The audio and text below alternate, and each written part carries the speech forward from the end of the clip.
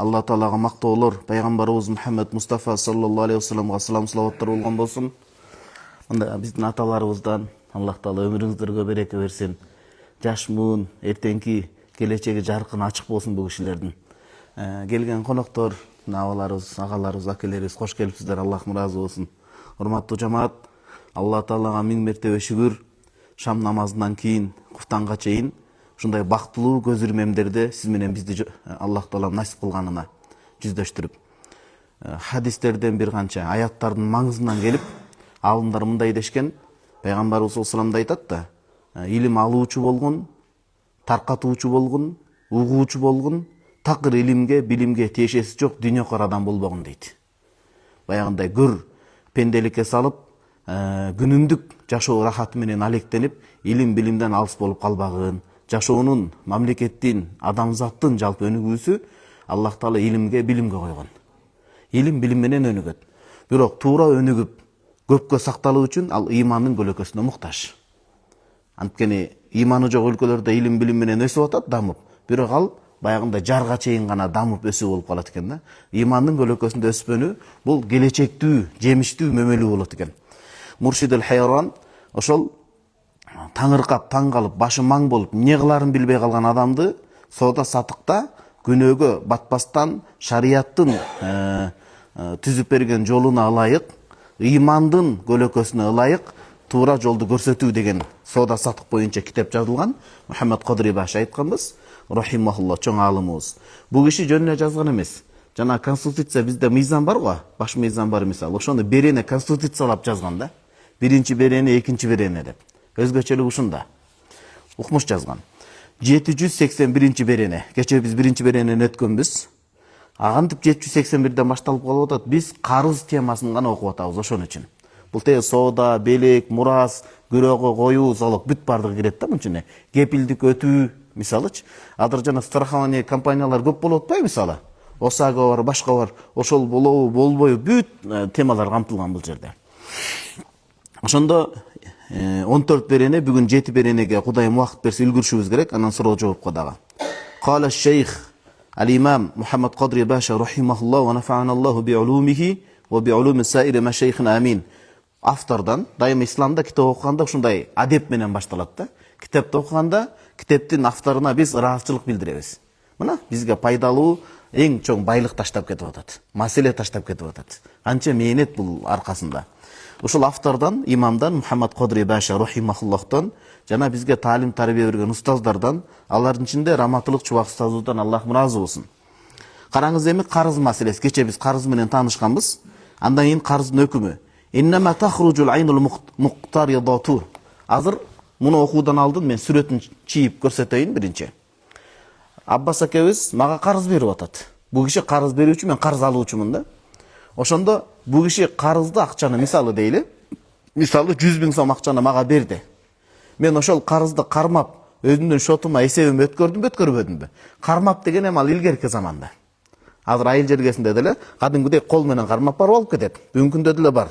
Же болбосо өкүмдөгү кармоо деген жанагы менин эсептик шотума, банкыма бул киши которот мисалы. Кыргызстанда көп эмне колдонот? Банк тап коелу мисалы.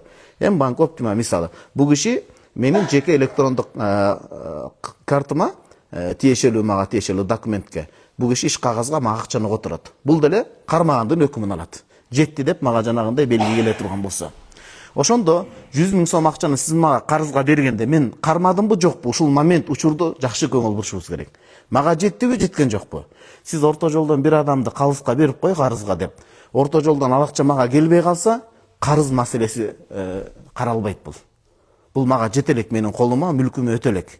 Эми мен кармап мүлкүм өткөргөндөн кийин, эсеп шотум өткөргөндөн кийин кандай болот? Ушул маселени окуйбуз азыр. Бул беренеде. 781 беренеде. Иннама тахруджул айнул муктарадату ан милкил мукриди. Сиз мага 100 000 сом берсеңиз, Аббас аке, 100 000 сом сиздин мүлкүңүздөн чыгып кетти. Жеке мүлкүңүздөн чыкты, сиз ага ээ боло албайсыз эми. Мен кармап ошону кармап менин шотума жеткенден кийин, келишим болгондон кийин, калыс 100 000 сомду кайра берип койчу дебейсиз, анткени мен колума өтүп кетти, мен эсеп чотум өттү, мен ар жакта ал себептүү башка иштеримди баштадым. Мисалы кыздарымдын окуу жайына, кошумча сабактарына, кийим кечегине жашоодогу керектүү нерсеме мен жумшап атам. Демек, мүлкүңүздөн чыгып кетти карыз бергенде. Сиздин мүлкүңүздөн чыгат дагы карыз берүүчү. Ва тадхулу фи милкил мустақриди, карыз алган калыстын мүлкүн өтөт деп атат. Мүлкүн өтөт деген сөз, бул киши карызды мага жеткирдиби, бердиби, карматты же эсеп чотума которду. Которгондон кийин болду, бул кишинин мойну бош, белгиленген мөөнөттө бул жак эми менин жоопкерчилигим болот, бир тараптуу. Мен кайтарышым керек болот. Бул киши жүгүрүп, карызга берген нерсени күйүп эметпейт. Маселе мага өтөт да жоопкерчиликтин бардыгы. Демек, Аббас абабыздын мүлкүнөн, калыстын мүлкүнө карыз алуучуга өтөт. Бир шарт менен, астын сызып коелу, иза кабадаха, мен ошол нерсени кармап, өзүмдүн мүлкүмө өткөрсөм. Кармап кадимкидей. Орто жолдо алып кетпеш керек. Кармап өткөзө эки түрлүү болот. Кадимкидей эле, баштыкка салып кармап кеттим, капчыкка салып. Же болбосо, мынакей менин эсептик шотума котордуңуз, ана мына которулду деген чекти жөнөттүңүз. Акча которулган чекти жөнөттүңүз. Кармаса деп атат. Демек, кармагандан кийин, мага өткөндөн кийин фаясбуту фи зимматил мустақриди, калыстын мойнуна милдет болот, мислуха ошол өлчөмдү кайтарып берүү. Мислу ошол өлчөмдүн өзүн эмес, ошол өлчөмдүн мисалын кайтарып берүү, үлгүсүн. 100 000 сом алдымбы, бир айга деп алдымбы, бир айдан кийин сизге, мисалы, бир жылга дейли, бир жылдан 100 000 сомду сизге кайтарып беришим керек. Анан кече айтканбыз, карыз маселесинде карыздын өзүн кайтаруу милдеттүү эмес. Карыз анткени колдонуп иштетилип кетет. Анын ордун ошондой ордун төлөп бүтөп кайтарып берет деген сөз. Бир гана Малики мазхабта, бизден кийинки Малики мазхабта гана карыз иштетиле элек болсо ошонун өзүн кайтарып бериш керек дейт. Мисалы, муну мындай кылып түшүндүрөйүнчү сиздерге ачык болуш үчүн. Аманат акча. Сиздин атыңыз ким? Нурбек агасы, сиз мага $100 5000 сом бердиңиз. Бишкекке кетет экенсиң жакында, алып барып мисал иретинде. Мына ошол адамга сиз 5000 сомду берип коюңуз дедиңиз. Аманат акча. Ошол аманат акчаны алып чөнтөгүмө салып капчыгыма. Кийинмен дал өзүн бериш шарт эмес Ханафи мазхабта. Ошол 5000 сомго башка 5000 сомду дагы берсем болот. Албетте, такыбачылык үчүн, талаштан чыгуу үчүн ошондой алып барып берген жакшыраак. Анткени нафс ойноп кетиши мүмкүн, азыркы заманда башка болуп кетиши мүмкүн. Бирок ошол сыяктуу 5000 сомдун өзүн жеткирип берсем, эсеп натыйжа. Малики мазхабта айтат, жок, ошол берилген аманат бөлүгүндө да, карыз бөлүгүндө да иштетиле элек болгон болсо, мисалы мен ойлонуп калсам да, Аббас аба жок, 100 000 сом мен сизден карыз сурагам, анткени мага карыз адамдар бере элек болчу. Мен өзүмдөн акчам келип калды, кой, ашка жүк, башка жүк кылбай, мен сизге акчаңызды кайтарып берейин десем, ушул аманат менен карызды кайтарып берип калган учурда иштетпей. Имам Малик рахимахулла айтат, Мадинадан чыккан чоң өтө чоң алым, Муштаги Тагиш айткан, ошол акчанын өзүн кайтарыш керек. Сиздин 5000 сомдун өзүн алып барышым керек, ордуна башканы берсем мен күнөөкөр болуп калам. Уже мындай такыбачылык эмес, туура эмес жолго жол ачылат дейт. Сизге дагы жана иштетпей калган учурда акчаны өзүм беришим керек дейт. Ханафи мазхабта жок, ордун кайтарса болду.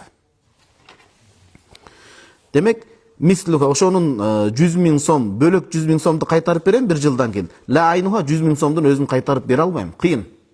Кайтарып бере албайм дегенде кандай элестетиңиз? Сизден 100 000 сомду алдым, мен бул жерде 3 адам менен иштештим аны. Бул адам менен мисалы көчөт сатып алдым, диги адамдан китеп сатып алдым, бул адамдан соодагер экенбиз, мисалы кийим-кечек сатып алдым. Бөлүп. Анда мен сизге бир жылдай кайра ушул адамдарга барып, баягы 100 000 сомдон сизге бөлүп бербедим беле, ошол акчаны билесизби? Мондай номер менен. Ошону кайра мага бериңиз деп, оор машакатка салып, ошол сандагы акчаны топтоп, кайра сизге беришим шарт эмес. Болду, ал кетти. Ал ким билет, акча канча колдо айланып атканын. Мен сизге башка 100 000 сомду кайтарып берсем болду. Валау канат qaimatan.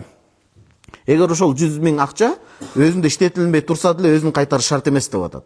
Бирок эми карап туруңуз. فإذا هلكت العين بعد العقد وقبل القبض فلا ضمان على المستقرض. Жаңы маселе.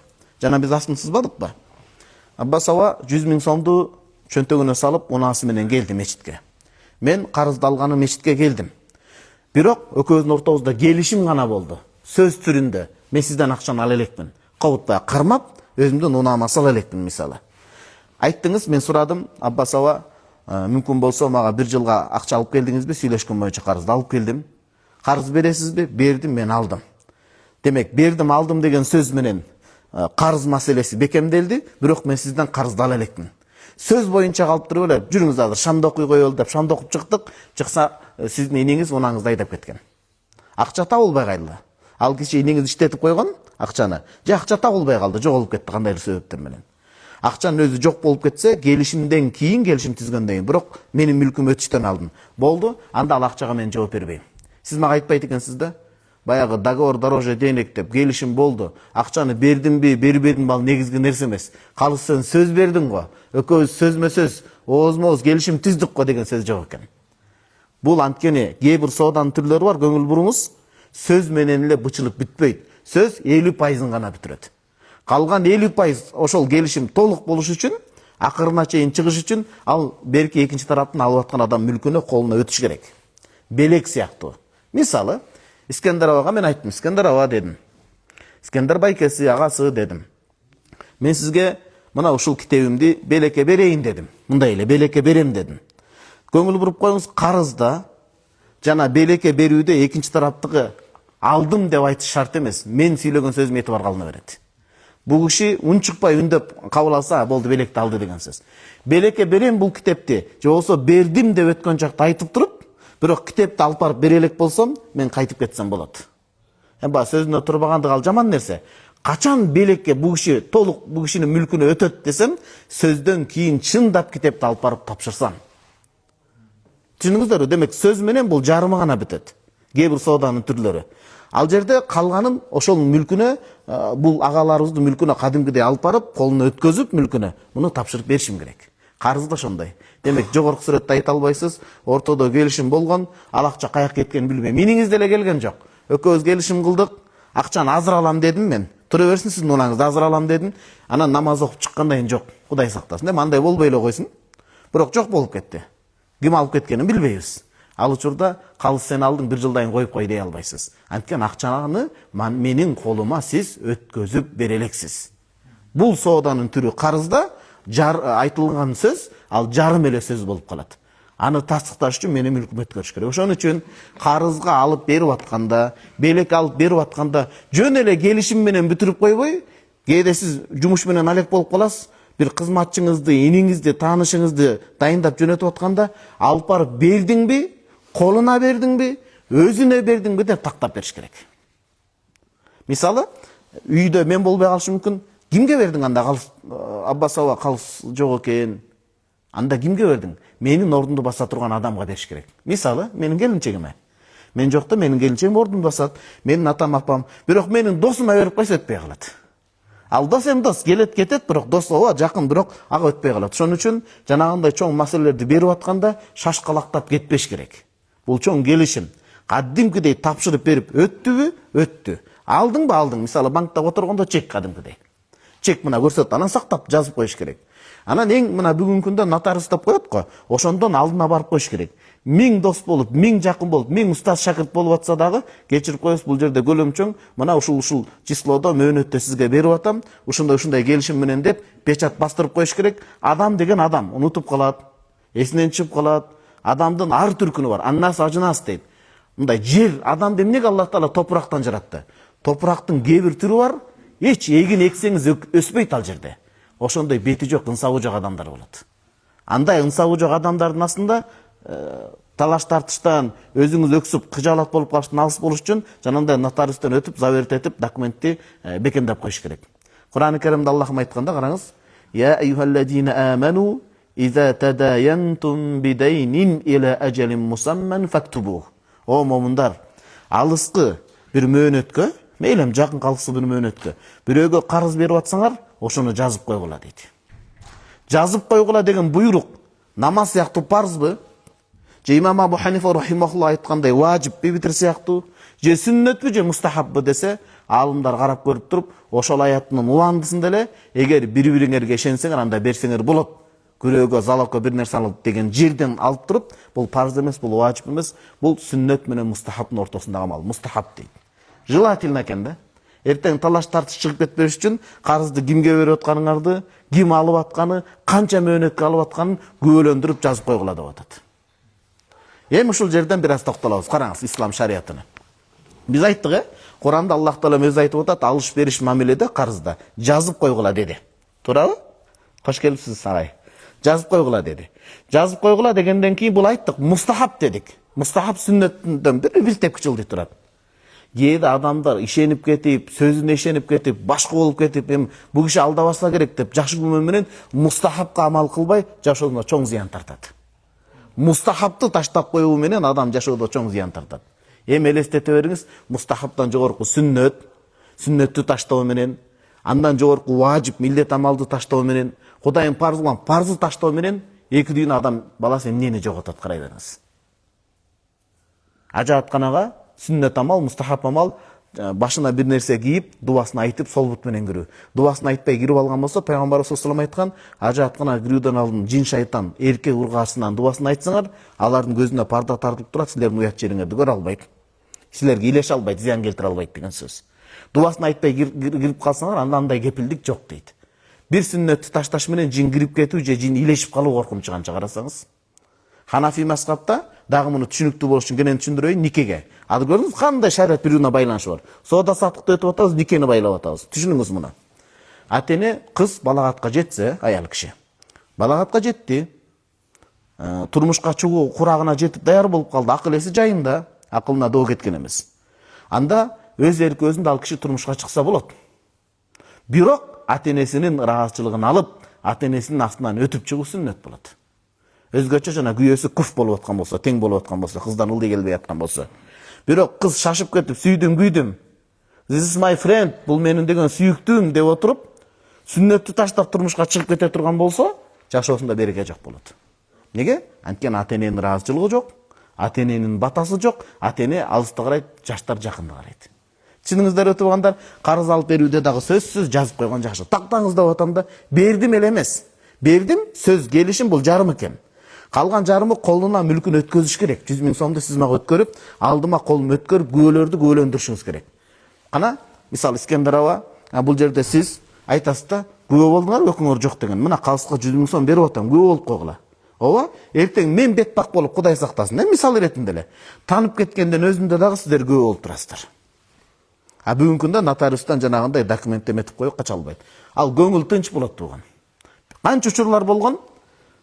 Учурлар келген, жерлер жаңы таркатылып атканда, жерлерди жанагындай бирөөгө адамга жаздырып коюш керек болгон. Жергиликтүү мисалы Бишкекте турган адамга жаздырып койгон. Эми сизге жазылып турсун деп, убагында ошондойлор көп болгон. Макул деп отуруп, кийин ошол адамдар өткөрүп бербей куулук амалдарга баргандар болгон да. Ким ошентип адамдын акысын жей турган болсо, өзүнө тиешеси жок. Документально аныкы, бирок эмгек башка бирөөнүкү болсо, Кудайым билет да. Мыйзамдагы берки утушу мүмкүн, бирок аны да адвокаттар менен, соттор менен бүт кеңешип изилдеп чыгыш керек. Кыяматтын астында ошол адам жооп берет. Адамдын акысы жаман ал. Ал ошол айла жок, ушул кадамга барып, мыйзамдуу кадам албетте. Ушундай кылып бериңиз деген болчу да. Бул жерде дагы ошондой. Кайра окуйбуз. Фаида халакатул айну 100 000 сом жок болуп кетсе. Жок болуп кетти, урдап кетти, чагылган түшүп бир нерсе болуп кетти, айтор жок акча, кандай болсо дагы. Багы, кээ бир жана жаргон терминдерди айтат, "О мин Аллах акбар" депчи. 100 000 сом жок, "О мин Аллах акбар" болуп кетиптир. Ва qablal qabd, мен ошо калыс кармап мүлкүн өткөзүүдөн алдын. Сөз болду, бирок мага өткөзө элексиз, жеткизе элексиз, колума тапшыра элексиз сиз. Анда фала домана алал мустақриди, калыстан доолап отурбайсыз дейт. Бирок бир момент учур бар бул жерде. Фик өтө терең да. Жана законду деле бир эле беринен жаттап албаш керек. Аны абсолюттук түрдө, экинчи закон аны коштойбу, колдойбу, чектейби, чектебейби, бүт ошону караш керек. Ошон үчүн баягы күчтүү адвокаттарга муктажбыз биз. Эмне дейбиз? Сиз акчаны мага берип көтөрүп чыктыңыз. Мен айтып атам, Аббасова, сиз мага колума алып келип берип атасыз. Мен шашып дааратканага кирип баратам да айтып атам. Коюп кое бериңиз, коюп коюңуз, алам дедиңиз. Сиз айтып атам. Калыс, мен мына көрүп кой, мен моюнда жоопкерчиликтен кутулуп атам, сага акчаны берип атам деп, сизден шалаакылык кеткен жок, менден шалаакылык кетип калсачы. Тура берсин, болду, сиз бердиңиз, ооба деп. Ал учурда мен сизге төлөп берем. Келишим болду. Сиз акчаны мага алып келип бердиңиз, шалаакылык менден кетип атат, мен тараптан мисалы. Жок, азыр алып алам дедик, дарат алып чыкканча жок. No money, no party болуп кеттир да бул жерде. Жок экен. Эмне болот экен? Ал учурда жок, калыс өзүмдү таза тутуп жок дей албайм. Мен сизге төлөп беришим керек болуп калат. Албетте, адамгерчилик менен кетсек башка маселе, бирок ал учурда шалаакылык менден кетип атат. Ошон үчүн бул нерсе да каралыш керек. Неге карасаңыз, бир эле беренеге биз ушунча убакыт 10 мүнөттөй угураттык. Туугандар, жакшылап көңүл буруп коюңуздар. Бир келишим түзүп атканда, азыр дүйнөдө еврейская система бар, өзгөчө банктарда, кредит менен иштеген банктарда еврейлердин койгон системасы бар. Кандай? Бул дүйнөдө эч кимге жашыруун эмес.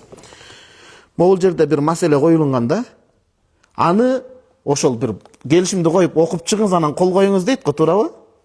Ошол жерде тилди билүү шарт. Кыргыз тилин билип, орус тилин билбесеңиз алданып каласыз ал жерде.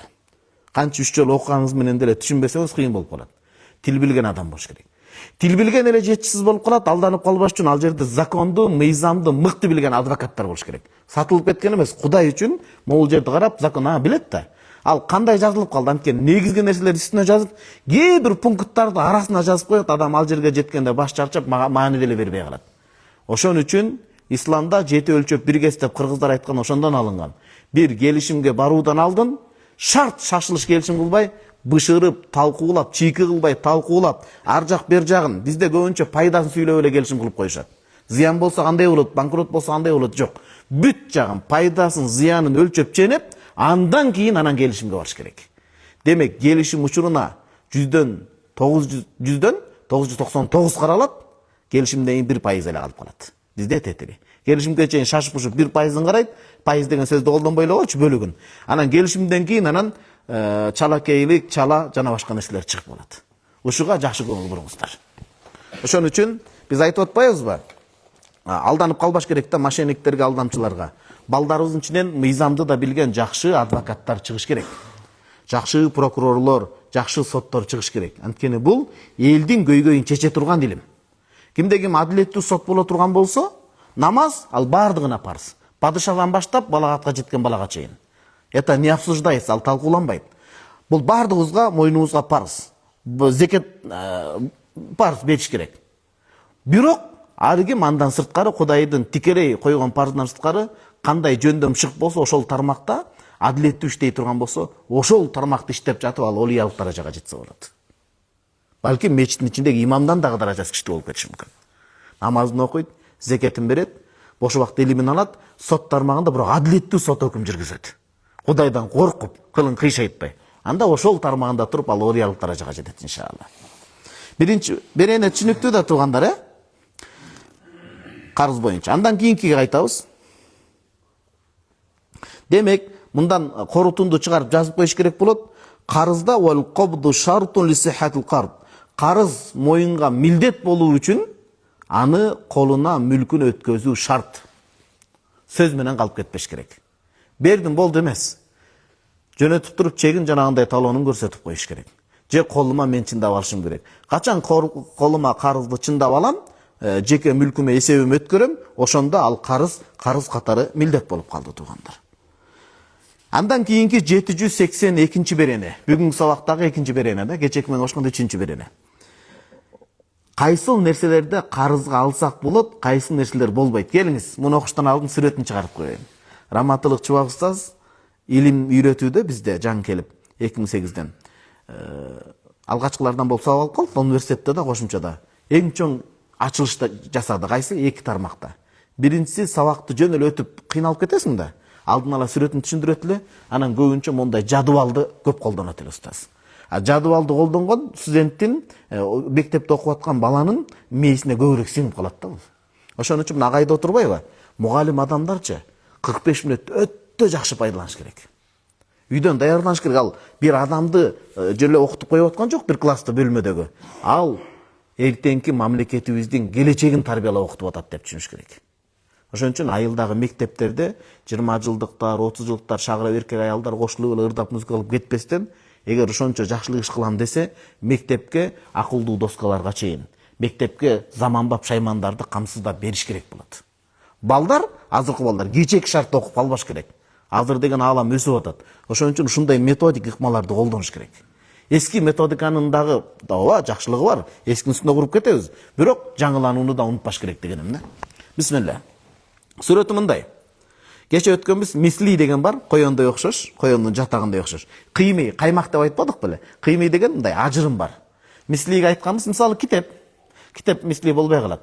Мисал айталы, мислиге буудай. Буудай дандар окшош эми. Бирөөсү кичине болуп калып, бирөөсү чоң болуп калыш, бул чанда гана. Бир сорттон, бир түрдөн болгон буудай мислиге киргизебиз аны. Мисли деген окшош, коёндой окшош.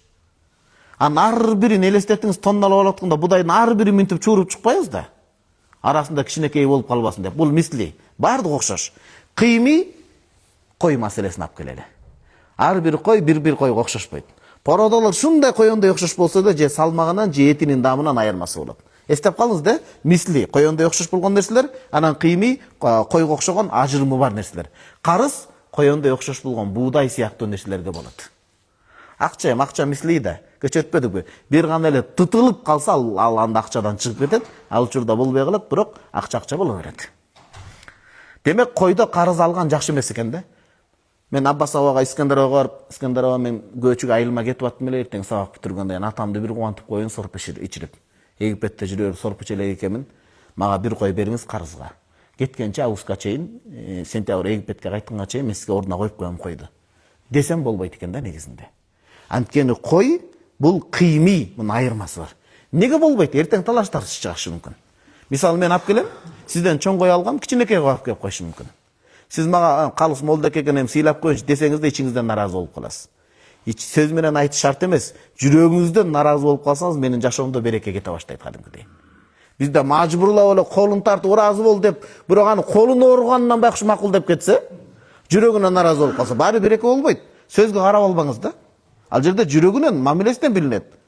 Ким билет, балым колун тартып, макулсуңбу деп, кой колум жулуп кетпейин деп айла жок макул деп чыгып кетиши мүмкүн да. Сөзгө эле эмес, албетте сөз жүрөктүн таржымачысы, жүрөктүн translation которуучусу. Азырет акындар айткан, Актуал деген убагында арабтын акын айткан, ала көңүл бургула. Иннал калама ла фил фуади ва иннама. Сөздүн оргуштап чыккан булагы жүрөктө болот дейт, жүрөктө болот. Ва иннама жу'ила лисану алал фуади далила. Болгону тил жүрөктүн котормочусу, элчиси болуп берет дейт. Бирок кээде тил башканы сыйлайт, жүрөктө башка болуп калат да. Ошон үчүн ыраазычылык, тилдеги ыраазычылык жүрөктөн чыксын деген сөз. Түшүнүктүүбү туугандар? Демек, карыз маселесинде максаттан тайбай туралы, ажырым болуп, айырма болуп, эртең талаш тартыш калып бара турган нерседе карыз жакшы эмес экен да. Кой баласында, уй баласында булардын айырмасы бар да. Демек, жакшы эмес. Ошон үчүн аны эмне кылабыз? Аны акчага бычып коюш керек. Дароо эле.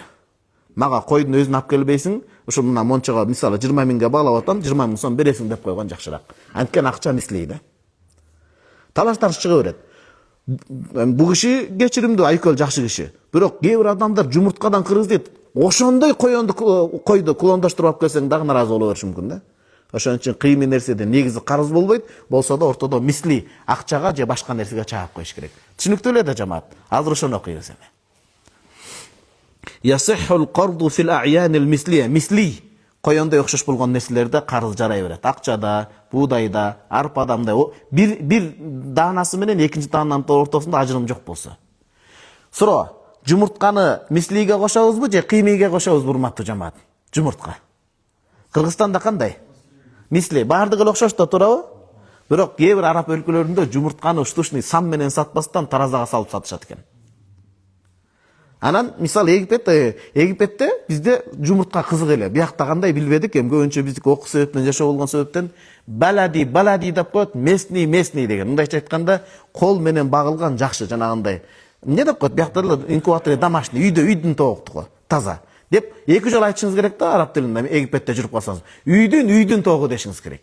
Бир жолу үйдүн деп койсоңуз, начаррагын берип коет. Эки жолу үйдүн десеңиз, жакшырагын берет. Бирок анын көлөмү кичинекей болот адатта. Анан башкаларыныкы чоң болот. Кыргызстанда кандай? Үйдүкү деле чоңбу? Кээде айырма болуп калат. Демек көрдүңүзбү, жумуртканын өзүндө деле кээде айырма болуп калышы мүмкүн экен. Сапатында. Ошон үчүн белгилеп коюш керек экен да. Ушул лотокто алып атканда кийин башкачасын алып келип койбосун. Бүт жазылыш керек сыпатта. Же акчага чагыш керек. Ясихул qardu fil a'yan al-misliya. Мисли окшош болгон нерседе карыз бериш керек, анткени талаштарчы болбойт. Экинчиден ал базарда токтоп калбайт. Мисли деген эмне? Wa hiya allati la tatafawatu ahaduha. Эки нерсе, ошо кичинекей бөлө келгенде бөлүкчөлөрү дейт. Тафавутан тахталифу bihi qiymatуha. Мындай, баасы көп деле айырма болбойт дейт. Буудай. Бир кап менен экинчи кап буудайдын айырмачылыгы деле жок болот дейт. Эми окшош көбү нерсе. Санап отуруңуз, 3 нерсе мислиге кирет. Биринчи макилат, сыйымдуулук менен сатыла турган нерселер. Азыр жашоодо колдонбой деле калды, газ айылда. Сыйымдуулук деген илгери билесиздерби? Жанагындай капка салып берет эле, же кумганга салып берет эле, же кумарага салып берет эле, бир идиштин ичине сыя турган, көлөмдүн ичине салып берет. чака менен башка менен. Вал маузунат экинчи мисли болгон нерселер таразага салына турган нерселер. Тараза менен тартыла тургандар. Un, buğday башка. Анан вал ма'дудатул мутакариба көп айырмачылыгы жок болгон сан менен санала тургандар. Мисалы, Жалал-Абадка барып кала турган болсок, Арстанбаптагы жаңгактар. Көбүнчө сан менен саналат, өтө чоң болуп, бирөө Кочомкулдай, бирөө Калыстай болгон аз экен да жаңгактардын. Же баардыгы Кочомкулдай, же баардыгы Калыстай болуп, ортосунда ажырым аз эле болот экен, ал этибарга алынбайт экен. Ушундай нерселер мисли болот, муну сатсак болот дейт. Демек, мисли болбой турган жана метр менен сатыла турган нерселер да болбой калат дейт. Эгерде бир тканьдан кийим тармагында текстиль деп коебузбу, кийим кездеме тармагында баардыгы окшош болуп метр менен сатса бир жөн, бирок бир кездеме экинчи кездеден айырмаланып турса болбой калат дейт. Бүт жазыш керек экен да карызда. Карызда жөн эле алып кетти эмес. Азыр мындай албетте тактап калышкан, моундай сапаттагы, моундай түрдөгү китайский же мындай андижанский дейби же кашмирский дейби кийим жаатындагылар. Ошого чейин жазып коюш керек экен. Эртең талаш тартып чыкпаш үчүн. Кашмирдин сапаты менен алып кетип калып Кытайдыкы менен берип койсо көңүлүң ооруп калат да, туурабы? Көңүлүңүз ооруп калат шейхим. Ал болбойт. Эми бул жерде мына түшүндүрмөсүндө келип атат нан маселеси. Мен сурайын, ошол адам жооп берсин. Ажекем сизден сурайын. О iPad'ты нан деп түшүнөлүчү. Салыштыралы. Азыр балдар үчүн нан деле кереги жок, iPad керек болуп калды да. Ачка отура бериши мүмкүн, бирок Wi-Fi болсо болду да. Бирөө айткан экен, бир аксакал кейип. Инстаграмга көп кирбеген аксакал да. Азыр кээ бир аксакал мен Facebook иштетпейм, кээ бир аксакалдар Facebook'ты укмуш иштетет экен да. Илгери үйгө кирсе чайпай барбы дейт эле, азыр үйгө кирсе Wi-Fi барбы деп сурап калды дейт да. Ажекем муну нан деп элестетиңиз. Нан мислиге киреби же кыймиге киреби? Кыймиге кирет. Айырмачылык бар да. Сиздин үйдөгү нанды бөлөк жасайт, биздин үйдөгү нанды бөлөк жасайт, туурабы? Атыгүл бул Кыргызстан бир элбиз. Гөлгө кирип калсаңыз, гөлдүн нандары башкача болот. Бишкектин нары өтүп калсаңыз, Ош Жалал Абад баардык бир элбиз, бөлүнүү максатта эмес, бул эми нан ошондой бөлөкчө жасалат, туурабы? Тим более ноокатка күйөө болуп калсаңыз, гөлдүн нанын жактырбай калышыңыз мүмкүн. Калың жасалып калышы мүмкүн да. Дияктагылар жумшак болуп, жеген ичке кирип кете тургандай болуп калат да. Эми нан жасап үйрөнүп калдык, Аллага шүгүр. Үйрөнүш керек, жашоо отуң болуш керек. Мен кыздарыма кийим алып калайын деп чолпонто кирсең, кийим жок жаш балдардын. Ачке демек чолпонотого өтө көп бизнес идеялар бар экен да, карасаңыз. Балдардын кийимин алып келип сатыш керек экен, укмуш эме табат экен. Канча эмелер кирет. Мага окшоп издегендер канча, туурабы? Ошон үчүн жашоо жагынан дагы сонун тың болуш керек. Мусулман адам ошондой. Мешитте отуруп алып молдоке дүйнөнү сүйлөп атат дебеңиз. Анткени ошо дүйнөдөн табылган пайданы сиз жакшылык жолго колдоносуз. Момун ошондой. Аны аманат колдонот. Демек могулнан нанды демек кыймыйга кирсе, айырмачылык болсо, бир үйдүн наны бөлөк үйдөн айырмасы болсо, азыр эч ким деле Аббасова, Искандарова билбейм, азыр эч ким деле гөлдүн тандырындай жаппай калган окшойт, эч ким листке салыпчы. Чан деле адам жаап калбаса. Мурда бала кезде энелерибиз жабат эле. Бир үйдүн наны бөлөк үйдүн нанын окшошпойт. Демек бул кыймый. Демек нанды карызга берген болбойт болчу. Эрежеге салсак. Ушуга келебиз азыр. Көрдүңүзбү, бул жерде сабакты түшүнүпсүз, эмеге математикага салып атасыз. Нан маселесинде негизи нан маселеси карызга бергенге болбойт. Таразалап дагы сатканга карызга бергенге болбойт, сан менен дагы бергенге болбойт. Эмнеге? Анткени айырмачылык. Анткени айырмачылык. Мейлим башка баш берсек сан менен болот эле, болбойт экен. Бирок таразалап эмнеге болбойт десеңиз, ундун эмесинде айырмачылык болуп калышы мүмкүн да. Баягындай кан бышырган, толук бышпай калган, толук бышып кеткен, күйүп кеткен деген нерселер болуп кетиши мүмкүн дейт. Талаш чыга берет экен нанда. Кимде болбойт десе, мазхаб башчыбыз Абу Ханифа рахимахуллах менен имам Абу Юсуф рахимахуллахто нанды карызга берген болбойт экен. Салмактап да берген болбойт, сан менен дагы саткан болбойт. Аллах разы болсун, эки имамыбыздан далили бар. А имам Мухаммад рахимахуллах айтат экен, болот таразалап эмес, таразаласа эме болуп калат, риба болуп калат. Эмне яжуз ададан сан менен берсе болот дейт. Демек Кыргызстандын көбү азыркы күндө айыл шарттарында нанды карыз алганда, ала каули имам Мухаммад рахимахуллах, имам Абу Ханифа рахимахуллахтын окутуусу имам Мухаммадтын сөзүндө амал кылып атабыз деген сөз. Эки имам айтканы, Абу Юсуф рахимахуллах менен имам Абу Ханифа айткан бул кыяс дейт, эреже дейт. Анткени эрежеге салып атышат алар. Бир нан менен экинчи нандын ортосунда салыштыруу кыяста айырмачылык көп болуп кетет. Камыр көрөк болот, бышканында болот, жеңилинде, салмагында, даамында. Бул нан жасаган өзүнчө искусство экен, туугандар. Ошентип Ошко ноокатка күйөө болуп барып калып, күйөө баланы аябай сыйлайт экен даякта. Кыргыз бир элбиз. Нан жасап бергенде көрүп таң калып калдым шегим. Ал жерде шекери бар экен, нандын набаты кошулат экен, сүт кошулат экен, сейдана кошулат экен, өзүнчө искусство экен. А өткөндө Ташкентке барып калсак, Ташкент такыр эле оозду ачырып коет экен. Укмуш нандар бар экен. Көрсө, нан жасаган өзүнчө бир өнөр турбайбы көрсө. Демек, бир нандын экинчи нандан сөз айырмасы болот дейт. Чоң болот, кичинекей болуп калат. А имам Мухаммад Рахимов айтат экен, жок, бул үрп адатты алабыз дейт экен. Үрп адаттан нан жашоого эң керектүү нерсе. Туура буга карызга берген болбойт, талаш чыгып калат. Бирок нан жок кыйын, өзгөчө кыргыздар. Как будто Мухаммад Кодри Баша бизге жакын да, Түркиядан чыккан. Демек бизге жакын, биздин үрп адат түшүнөт да. Арабтар нан жок жашай берет. Бирок кыргыздар 5 бармакты мантыны жесе да нан болбосо бир нерсе жетпей тургандай болот да. Бүгүн мына эртең менен бир чоң бияка Кыргызстан деңгээлинде компания курам деп келип калыптыр. Таңкы тамактанууга барып калдык, айтат. Мен которуп берип атам дем арасында. Өзүн котормочулар экен, бирок айтат да, биз дейт, Кыргызстанда силер 3 тамак берет экенсиңер дейт.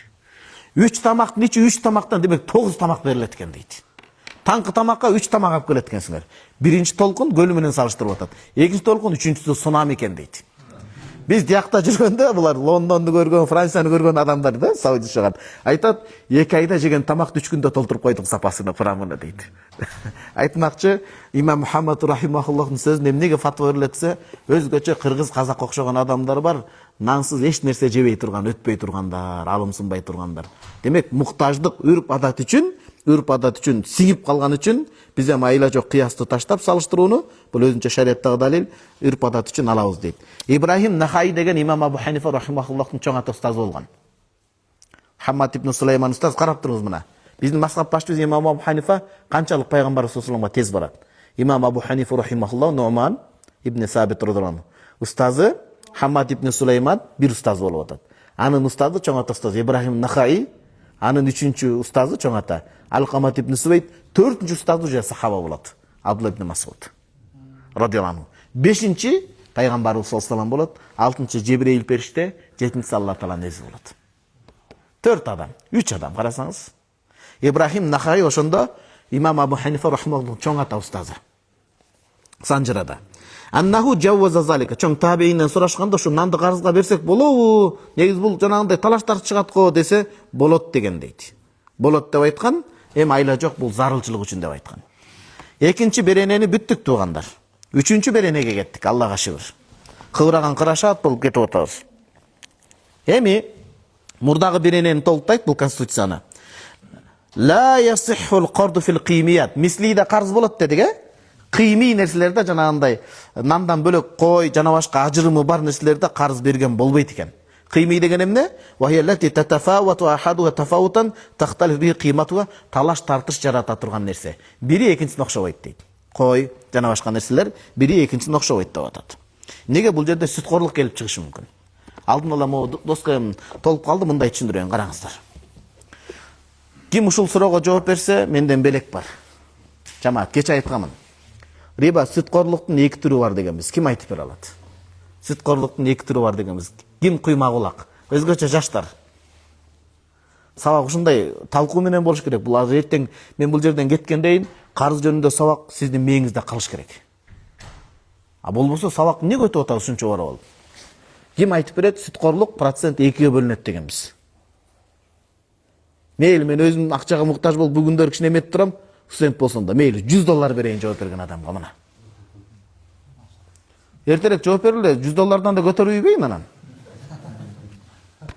Сүткорлук 2-ге бөлүнөт дегенбиз, эстеп калыңыз.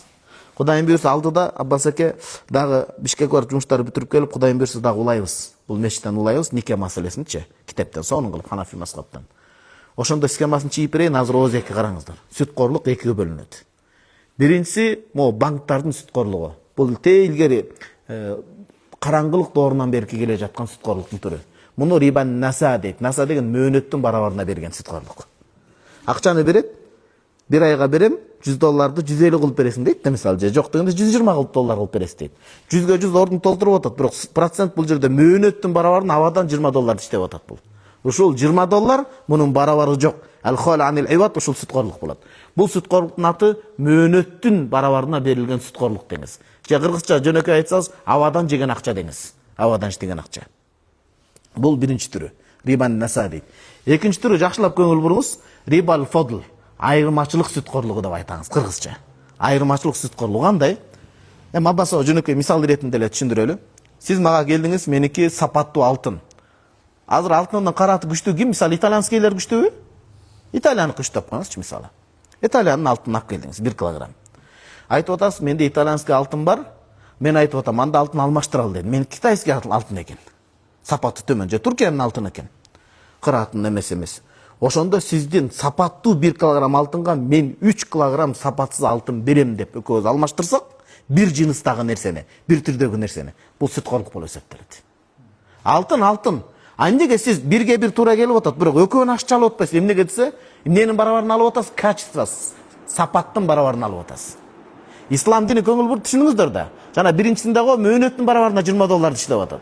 А бул жерде шейхибиз Италиянын сапаттуу алтыны болгон үчүн бирге 3 айырма иштеп атат, бирге бир туура келет, экөөсү бул жерде акча болот. Экөөнү эмненин барабарына менден талап кылып атасыз десе, мукобилел жабыда качество, сапаттын барабарына дейт. Ушул жерден бир нерсени көңүл буруп коюңуздар. Ислам дининин ушунчалык адилеттүү, ушунчалык айкөлдүү, ушунчалык адамдар тегиз карагандыгынын далили да, экономика жактан. Эгерде Аллах Таалам качествого жолду, сапатка жолду ачып кое турган болсо, адамдардын бардыгы сапаттуу товарларды топтоп жыйнап алып, убагында еврейлер жыйнап алган сыяктуу Пайгамбар доорунда. Адамдар сапат үчүн адамдардын тагдырын калчап чечип калмак дейт. Бүгүнкү күндө Италия ошондой болуп атат. Сапат үчүн бүт нерсени адамдар кул кылып алмак дейт да. Муну мындай түшүндүрөйүн. Эми бир адамга аял ушундай башын жеп атыптыр да, Эшматта Айнагүл жеңебиз башын жеп атыптыр. Алтын деп. Эми ойлоп көрсөңүз, сапат ылдый болсо да алтын да ал негизи, туурабы? Тагынчак. А бирок жок, мага Кыргызстандыкы болбойт. Эми Кыргызстанды кошпой туралычы, биз патриотпуз да. Кытайдыкы болбойт, дигиники болбойт, мага мунукун алып бериң десе, бул акылсыздыкка жатып калат. Эмнеге? Ал какой-то бир сапат ал, бирок жашоодо максат ээ болбойт.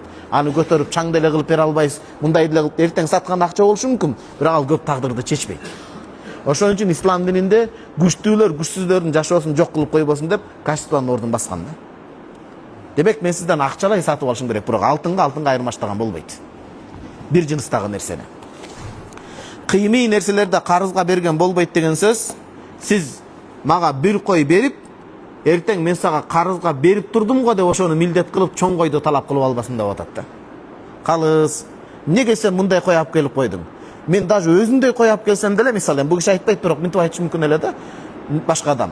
Калыс, мен сага сен шүгүрү жок адам экенсиң. Эмнеге? Кой бердим, бирок кымбатыраак кылып алып келбейсиңби? Семизирээк кой. Эмнеге? Мен сага бир ай күттүм го деши мүмкүн да. Демек бул жерде кызыкчылыктар ойноп кетет. Ошон үчүн Аллах Таала кызыкчылыктардын эшигин жаап туруп, кыймый нерселерде карыз берген болбойт, мисли нерседе карыз бериш керек деген. Түшүндүктү туугандар.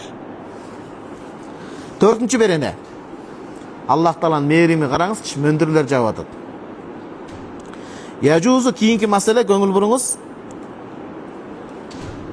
Сиз сурооңузду дамлам унутпаңыз, эртең бересиз. 10 жыл мурда келишим кылып, анан кийин жана инфляция себептүү, конвертация себептүү акчалар өтө төмөн болуп кетсе, өтө керек келет эртеңке чейин. Көңүл буруңуздар, бүгүнкү сабактын 4-чү беренеси. Яжуз истиқраду захаб вал фиддатул мадрубайни вазнан дейт. Алтын менен күмүштүн карызына келдик азыр. Слитак кылып куюлунса алтын менен күмүш, мамлекетте табылып куюлат го. Алтын менен күмүш кадимкидей слитак болуп куюлса, ошону карызга берсе болот, салмак менен дейт. Ва яжуз ададан, салмак менен да карызга берсеңиз болот, анан башка баш сандап, сан менен да карызга берсеңиз болот дейт. Салмакка салсаңыз деле, санга салсаңыз деле экөө бир эле нерсе. Мондай кылып куюлду, кумтордон башка жактан алынды дагы, ушундай алтын менен күмүш куюлду. Ошону таразага салып да, анткени бүт тараза менен өлчөнөт да ал баары бир. Сан болгону менен таразасы тартылат анын граммы башкасы. Сан менен дагы, салмак менен дагы алтынды, күмүштү жасалгандан кийин белгилүү бир көлөм формага келгенден кийин карызга берсе болот. Бир шарт, иза канал вазну мадбутан, тартылган тараза туура болгон болсо дейт. Муну билбейт элем мен. Спорт досубуз Илгиз Шейхтин эмеси менен билип калдык. Эркин күрөштө үйдөгү тартылган жанагы мейманканадагы тартылган тараза менен бияктагы мелдешке чыга турган таразанын айырма сөз болот экен. Өлкөгө сапар кылып чыгып атканда эле үйдөн бир тараза менен тартасыз, аэропорткуна барасыз, ал жерде тараза башкачараак болот го, баары байкасаңыз. Ошого толтуруп салып албаш керек да, жүдөбөйчү. Бияк алып барганда да ашып кетпей турган болуш керек. Тараза туура болсо алтынды, даяр болгон алтынды, куюлган, эритилген белгилүү көлөм формасы болгонду сан менен да салмак менен сатсаңыз болот. Wa yuwaffi badalaha adadan min nawha al-muwafiq laha fil wazn. Bir ayga алыптыр, кийин ал алтындын өзүн алып келиш шарт эмес дебедикпи? Анын ордуна ошол көлөмдөгү, ошол сыпаттагы, ошол качестводагы алтынды алып келип бересиз дейт. Мынча түрү менен деп. Бул экономика жааты. Кыргызстанда азыр өткөндө мен Египеттен келерде жаңылык окуп калдым эле. Алтынды баардык акчасын, байлыгын алтынга жанагында алып, кичине баасы түшүп кетти бир аз деп. Ошондой болуп атабы, ошондой болбодубу туугандар? Ким ошол жактан кайра көтөрүлүп кетти? Демек бир түшүп кетти, жаңылыктан окуганда. Бир түшүп, азыркы учурда ошо баардык эле алтын көтүп алды да анан түшүп кетти да баасы туурабы? Ооба, ошондой жаңылык окудум эле да. Бизде ошондой экен да, көбүнчө экономика тармагында ар ким колунан келгенди кылбай ээлчип отуруп ошентип кетет экенбиз да. Айыл деле алалы эми, чоң саясаттын кереги жок бизге. Айыл деле алсаңыз, баардыгы бир жылы картошка баары болуп кетсе, баардык картошка өтөт, баасы түшүп кетет.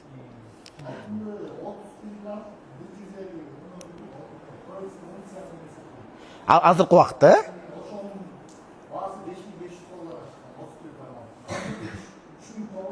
5500 долларга пик чокусуна чыгып, азыр 3000 канчага түшүп кетип атат. Ооба. Анткени ошону 31 грамм алтын мына, ошол математикасы. Аллах разы болсун. Андан кийин могул жерде бир маселе бар туугандар. 5-чи берене, бул өтө зарыл берене. Жакшылап кунт коюп көңүл буруп коесуздарбы? Ата же чоң ата же аталаш туугандар астындагы балдарынын же инилеринин балдарынын, жаш балага чет элек балдарынын акчасын карызга берсе болобу, алса болобу деген маселе. Бул өтө зарыл маселе. Балдардын акысы. Бизде көп билинбейт, бирок могу араптарда мурас маселеси иштейт да аларда. Төрөлгөндө эле шотунун эсебине банктан мураска которула берет. Бизде ата-энелер энчилеп коет го. Анан урматтуу ата-энелер деп суранып коечу, жаш үй бүлөлөрдүн атынан. Энчиге сөз бербеңиздер. Сөз берсеңиздер, сөзүңүздөргө туруңуздар. Небере келип кала турган болсо, менден бир кой, же болсо менден жанагындай бир кулун дей турган болсо, сөз бербеш керек мусулман адам. Берсе туруш керек туугандар, түшүнүктүүбү? Бул эми убада айттык, убада милдет болбойт, качан алып берип бермейинчи деп. Ушул жакшы экен. Жаш жубайлар үйлөнгөндө, башка болгондо ошондой мал алып кое турган болсо, көп ысырапкорчулук, бир күндүк рахат үчүн акчаны сарптабайтчы. Кээде акча болуп кетип атпайбы? Ал кийинки жашоодо бар да, тойдун эртеси бар, тойдун эртеси бар. Мал сал алып жайлоого чыгарып койгон болсо, эртең экөө мисалы студент болуп окуса да, башка болсо дагы адамга жашоодо эмне керек? Жакшы бир унаа керек, көздөгөн жерине жеткире турган, өтө бардар болуп кетпесе да бир үй керек. Ошол негизи муктаждык өтөлсө, калган адам кете берет. Туурабы туугандар? Жок дегенде көңүлү тынч болуш үчүн бир унаа, бир мындай бир түтүн булата турган, үстүн жаба турган үй керек. Ошого мал жаатынан кандай акчанын ысырап кыла бербей, ошол жака вложение кылып койсо, сонун болмок. Бияк схеманы караңыздар, биринчи схемага келели, анан биякта окуйбуз.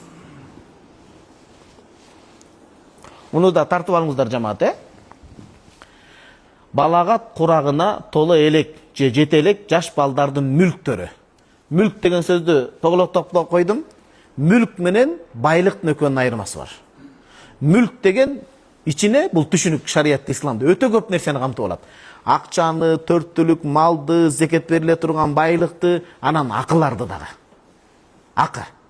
Акча боло турган нерсени дагы, болбой турган нерсенин бардыгын бул абсолют түрдө мүлктен камтып алат. Мисалы, арабтарда мындай үй курат да, бир үйдү жерди алышат, үстүнө бир туугандар куруп кете беришет. Ошондо үстүнө куруу акысы деген сөз. Жол акысы, суу акысы деген нерселер бар го мисалы. Дарак акысы. Ошол акчанын бардыгы айтор бүткүл адамзат колдоно турган нерсенин баары мүлк деп кетет. Түшүнүңүз? Ошондо балаатка курагына жашына толо элек жаш балдардын мүлктөрү. Анан бул жерде вали деп койдум. Вали деген сөз баланын ата-энеси, көзү тирүү болсо атасы. Эркек тарап ошо ээ чыга турган. Балагатка жеткенге чейин ээ чыга турган, жоопкерчиликтүү адамы. Атасы жок болсо, агасы, нике кыйганда валилер бар, ошол тартипте. Мурастагы тартиптер, жакындар ала турган. Же болбосо чоң атасы деген сыяктуу. Атасы, мисалы могул жерде Эшмат бар, Эшматтын атасы Ташмат бар. 3 түрлүү болот балдардын мүлкүн. Пайдалуу келишимдер болот, баланын байлыгы бар экен. Мисалы балага энчилер келди, белек кылынды, мурастан акча калды, баланын төрөлгөндөн ушундай байлыгы бар. Мисалы элестетели, бир 50 000 доллар деп коелучу. 50 000 доллар могул жерде төрөлгөн ымыркай азаматтын акчасы бар.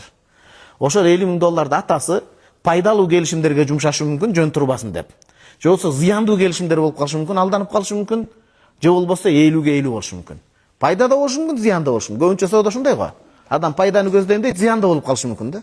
Ошондо эмне кылат? Биринчи зыяндуудан баштайбыз. 100% зыяндуу келишимдерге ошол $50.000 сартпаганга атасы болсо да баласынын мүлкүнө уруксат берилбейт. Атасы ыраазы болуп атса дагы. Мен ыраазымын, кетире бергиле десе. Мисалы минтип айтса да, атасы келди дагы айтты, баласынын $50.000 айтты дагы, сооп түшкө жумшап койгула, мечит куруп койгула деди балама. Же болбосо медресе салып койгула, же ушундай бейтапкана, шыпакана салып койгула деди. Ооба, мечитте сөз жок, муну бурмалабагыла. Беркини салганда сөз жок, бурмалабагыла, туура. Бирок ал атасы салса өзүнүн акчасынан салыш керек болчу. Бул баласынын акчасы, ал колунда аманат болот, эң чоң. Баласы болсо дагы анын акчасын өстүрүп туруп өзүнө сактап коюш керек болчу. Же мечитке берсе дагы чоңойгондо өзүнө каржы улап кете тургандай бир запасты өзүнөн бере тургандай болуш керек. Анан өзү муктаж болуп турат, баласынын келечегине дагы балта чаап, анткени бул дагы жашоодо себеп да. Жүрөккө киргизбеш керек, колдоо болуш керек.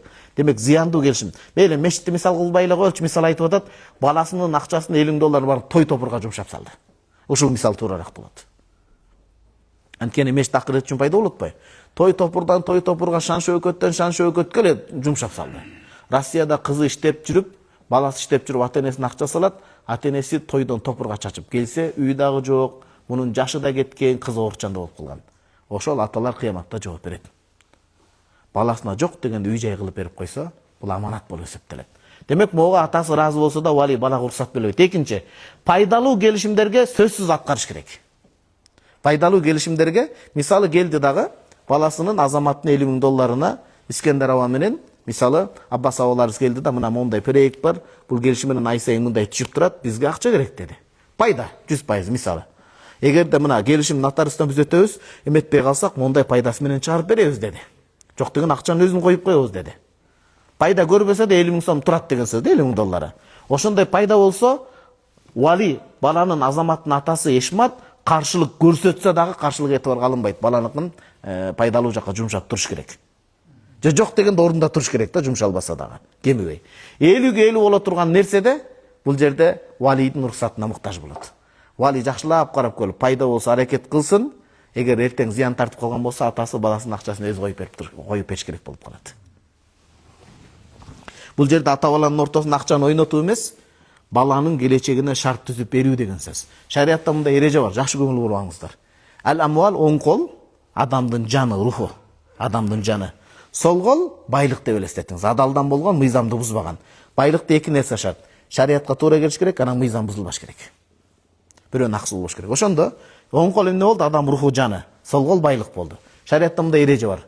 Ал-амвал байлык, адалдан мыйзамды бузулбай табылган байлык, шакайкыл арвах, адамдын рухунун жанына тең барабар болот дейт.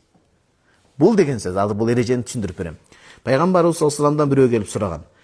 Каракчылар, рекеттерди айтып атат да, бандиттерди убагында. Каракчылар, башкалар келип менин үй бүлөм асылса, ошолорду коргоп өлүп кетсем эмне болом деген? Шейит болосуң деген. Эгер байлыгым асылып атса адалдан болгон, тартып алам деп. Ошону коргоп өлүп кетсем эмне болом дегенде шейит болосуң деген. Ошондон анан алымдар эреже чыгарган. Имам Хасанул Басри рахимахуллах айтат, ал убакта алтын динар дирхамдар болгон да, бүгүнкү 5000 сомдо алалы. Акчаны, алтын динарды, күмүш тыйындарды, жакча тыйындарды себепсиз эле ойноп, зерип кетип, сындырып, жараксыз кылып арам болот деп эсептеген. Анткени акчаны көтөрүп, деп жүрөккө киргиз максат эмес, аны жакшылыкка жумшаш керек. Бөөдө ысырап кылуу арам болот деп эсептеген.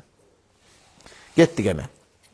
Бүгүнкү сабактагы 5-чи берене Кудайга шүгүр ылдамдык жакшы кетип атат шейхтер. Мон боло элек, жетөөнү толуктайбыз программа иш мерчен боюнча, окуу мерчен боюнча. Ла ямликул аб тетиге. Ата, баланын атасы, азаматтын атасы Эшмат. Эшмат дейт, чыга албайт дейт. Мүмкүнчүлүгү жок, полномочиясы жок. Эмнеге? Икрода мали валадиги сагир, балагатка жетелек жаш баласынын байлыгын бирөөгө карызга бергенге чыга албайт дейт. Анткени карыз зыянга келип калышы мүмкүн да, жаш бала үчүн. Кайтарса жакшы 50-50, кайтарбай калса бияка кетип калат. Кайтарбай калса бияка кетип калат. Элестетиңиз, адамдарды алдаш оп-оңой экен. Азыр өтө орто муун менен улуу муундагыларды шулундар аябай алдап коет экен. Мындай чалып, дигиндей чалып, ошон үчүн Кудай сактасын. Ошондойлор коркуш керек. Өзгөчө бизде атайын өткөндө бул сабакты өтүүдөн бүт соц тармакта карап чыксам, бизде эмне акыбал? Не погода дегендей, не кухня болуп атат дегендей карап чыксам, лалафодон көбүрөөк алдап коет экен. Өзгөчө машина жаатында. Система мындай экен, ыкмалары чыгат экенсиң, Анан машинаны алайын деп чыксаң, азыр башка бир кардар келатат деп шаштырып акчага отура кал деп ошентип сизге отурушат экен да. Сизге отургузушат экен. Кайсыл тармакта болбосун Кудайдан коркуш керек. Арам тамак аш болбойт, тээп чыгат туугандар. Бирөөнүн көз жашы бактысы менен бакыт курулбайт. Өзгөчө мына ачык эле сүйлөйлүчү мына. Бул бөлүнүү максатта эмес, баарыбыз бир элбиз. Убагында ислам университетине окуп барып, каяктансың десе, түптөнсүң десе, дүңктөнсүңбү дейт эле. Убагында наша дүңк кара кендир менен, кара курай менен канча адамдар байыганга аракет кылган, бирок бүгүнкү күндө бул бирөөгө таба кылып аткан жокпуз, туугандар. Тобо максатында айтып атабыз. Шылдыңдай турган эч кимге укук берген эмес. Тобо максатында айталы, таба максатында, күлүш максатында эмес. Бүткүл ошол байлыгы буларды сызга отургузду. Кыздары, балдары ажырашып кетти, жакшы көрүү чыккан. Бирөө да жыргап кеткен жок да. Демек, убагында жыргагандай көрсөткөнү менен акыры сызга отургузат экен бул дүйнөдө эле. Анткени ал арам оокат бирөөнүн көз жашы менен. Канча адамдар кылмыш кылган ошонун аркасында, кара курайдын аркасында, арактын аркасында мисалы. Демек, Азамат деген жаш баланын атасы Эшмат баласынын акчасын бирөөгө карызга бербейт, и плюс көңүл буруңуз, валактирадаху, жана өзүнө да карыз калбайт экен. Баламдай деп туруп, баласы жашта ойноп жүрөт да. Андан сурап эле, сенден сурап отурмак болом деп, так, Азамат эмеге Эшматка $50,000 карызга берди дебейт экен да. Иштетсин, пайда жагына калсын, бирок ордун толтуруп койсун. Максат бул жерде эртең жок кылып, жана айтып аткандай, "Амин" бир нерсе болуп кетпесин да. Ушунчалык аманат, карасаңыз тактык. Ваказа эгер ата менен баланын ортосунда ошончо тактык болуп атса, бөтөн адамдарды элестетсеңиз туугандар. Ооба, бөлөк хадис бар. Мен көп адамдын азыр көзүнөн окуп атам да, калыс анда баягычы анда. Сен дагы өзүң дагы атаңдыксың деген каякта калды дейт. Ооба, ал балагатка жетип алгандайын. Бала өзү эптеп алгандайын. Бирок маселе Азамат бул жерде балагатка жетпей атпайбы деген маселе. Саад ибн Абу Ваккас деген бейиш менен сүйүнчүлөнгөн сахаба катуу ооруп калды. Пайгамбар салам кыжалат болуп зыярат кылды, өлүм төшөгүндө жатты. Анан өлүп калат окшойму Аллахтын эси. Адам өлгөндө байлык деле көрүнбөй калат да, билесиз. Сооп жасап кетейин акыретиме. Менин байлыгымдын бардыгын Алла жолунда садака чабайын, осуят кылып дегенде жок деген. Аллахтын эси жарымын садака чапканга уруксат бергичи, муктаждарга дегенде жок деген. 3төн 2син, 3төн жарымын, 3төн 1-ин берейинчи дегенде да Пайгамбар мындай кылып кетти да. Айла жок ошого токтоду. Кимде ким бирөөгө үй бүлө бала чакасынан алыскы бир жат адамга жакшылык кылам десе, калтырган байлыгы карыздан башкадан бош болсо 3төн 1 өлчөмүнчө гана аткарылат. Мисал Эшмат жана Азамат баласы чоңойду айтты. Балам деди. Ушунча таң бар, ушунча байлыгым бар. Байлыгымдын бардыгын бир жетимдер бар экен, жетимдер үйүнө өткөргүлө медресеге, мечитке десе, макулата дейбиз. Кайтыш болгондойун ошол тармакка карызы жок болсо, башка өлүмгө кеткен чыгымдар жабылгандан кийин 3төн 1-ин гана ошол жака которулат шарият боюнча. Калган 3төн 2 акысы калган мураскорлоруна, балдарына, үй бүлөсүнө кылыш керек болот. Кеттик шейхим. Демек, ваказаликал wasiyyu. Демек, вали дегенди билдиңизби? Балага түздөн түз тиешеси бар. Атасы же чоң атасы, жакындары. Васи деген бул ким? Өлүп атканда, бирөө атасы өлүп атканда баласын бөтөн адамга даярдап кетет. Менин бир туугандарым жок, же болсо да ишин албайм деп кошунасына, балага жат болгон адамга эле табыштайт да. Сиз Кудайдан корккон таква адамсыз. Менин балама ушунча байлыгы бар, ошону жакшынакай жеткириңиз дейт. Ошону шариятта васи деп айтат. Осиятка калтырган адам дейт. Вали баланын жакыны болот. Васи деген ал ошол балага жат адам, бирок аманат тапшырылган адам болот. Бир окуя айтып берейин. Имам Газали деген, Худжатул Ислам Газали деген чоң алым чыккан. Мухаммад Ахмад деген эки бир тууган болгон. Ислам дининин тили деп айтылган укмуш адам болгон. Таус деген жерден чыккан. Имам Газали рахимахуллах өтө атасы өлүм төшөгүндө жатканда кошунасын чакырып айткан. Мына могу бүткүл байлыгым ушул, карызым жок. Бул балдардын апасы да жок, эрте башка туугандары да жок. Сизге аманат кылып табыштадым, ушул акчаны ушул балдарга коротуңуз деген. Бул васи болуп атат. Көз өтүп кеткенден кийин кошунасы аманатка кыянат кылып бир да тыйынын алган эмес да. Өзү муктаж болгон кошунасы. Бирок диндарда бир тыйын албай, сарттап анан атасы берген байлык түгөнгөндө балдар жаш болгон бирок. Не кылам дегенде эки баланы чакырып айткан. Аллахтын астында менин жүзүм жарык, атаңар ушунча байлык таштады. Муктаж болуп турсаң да бир тыйын албай, аманатка кыянат кылбай силерге бердим. Эми өз күнүңөрдү көрбөсөңөр мен кыйналып калдым. Эң жакшы ушул жерде бир медресе бар экен дини. Жатагашы, тамагашы, жатаканасы менен бар экен. Ошого киргиле дейт. Имам Газали айтат, жаш бала да ушундай жаш бала элек дейт, 5-6 жаш дейт.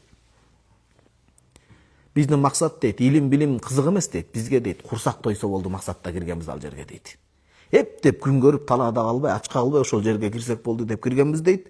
Бирок Аллах Таала илим ушундай нерсе экен, башка максаттар жан багыш үчүн кирдик элек, бирок Аллах Таала илим аркылуу бизди өзүнө буруп алды дейт. Тарыхта кала турган сөздү айтканда, талабнал илма ли гайрила, илимди башка нерсе үчүн алып баштадык элек дейт, кырсактай кылыш үчүн. Медресе окуш үчүн кирген эмес, мындай киргенбиз дейт.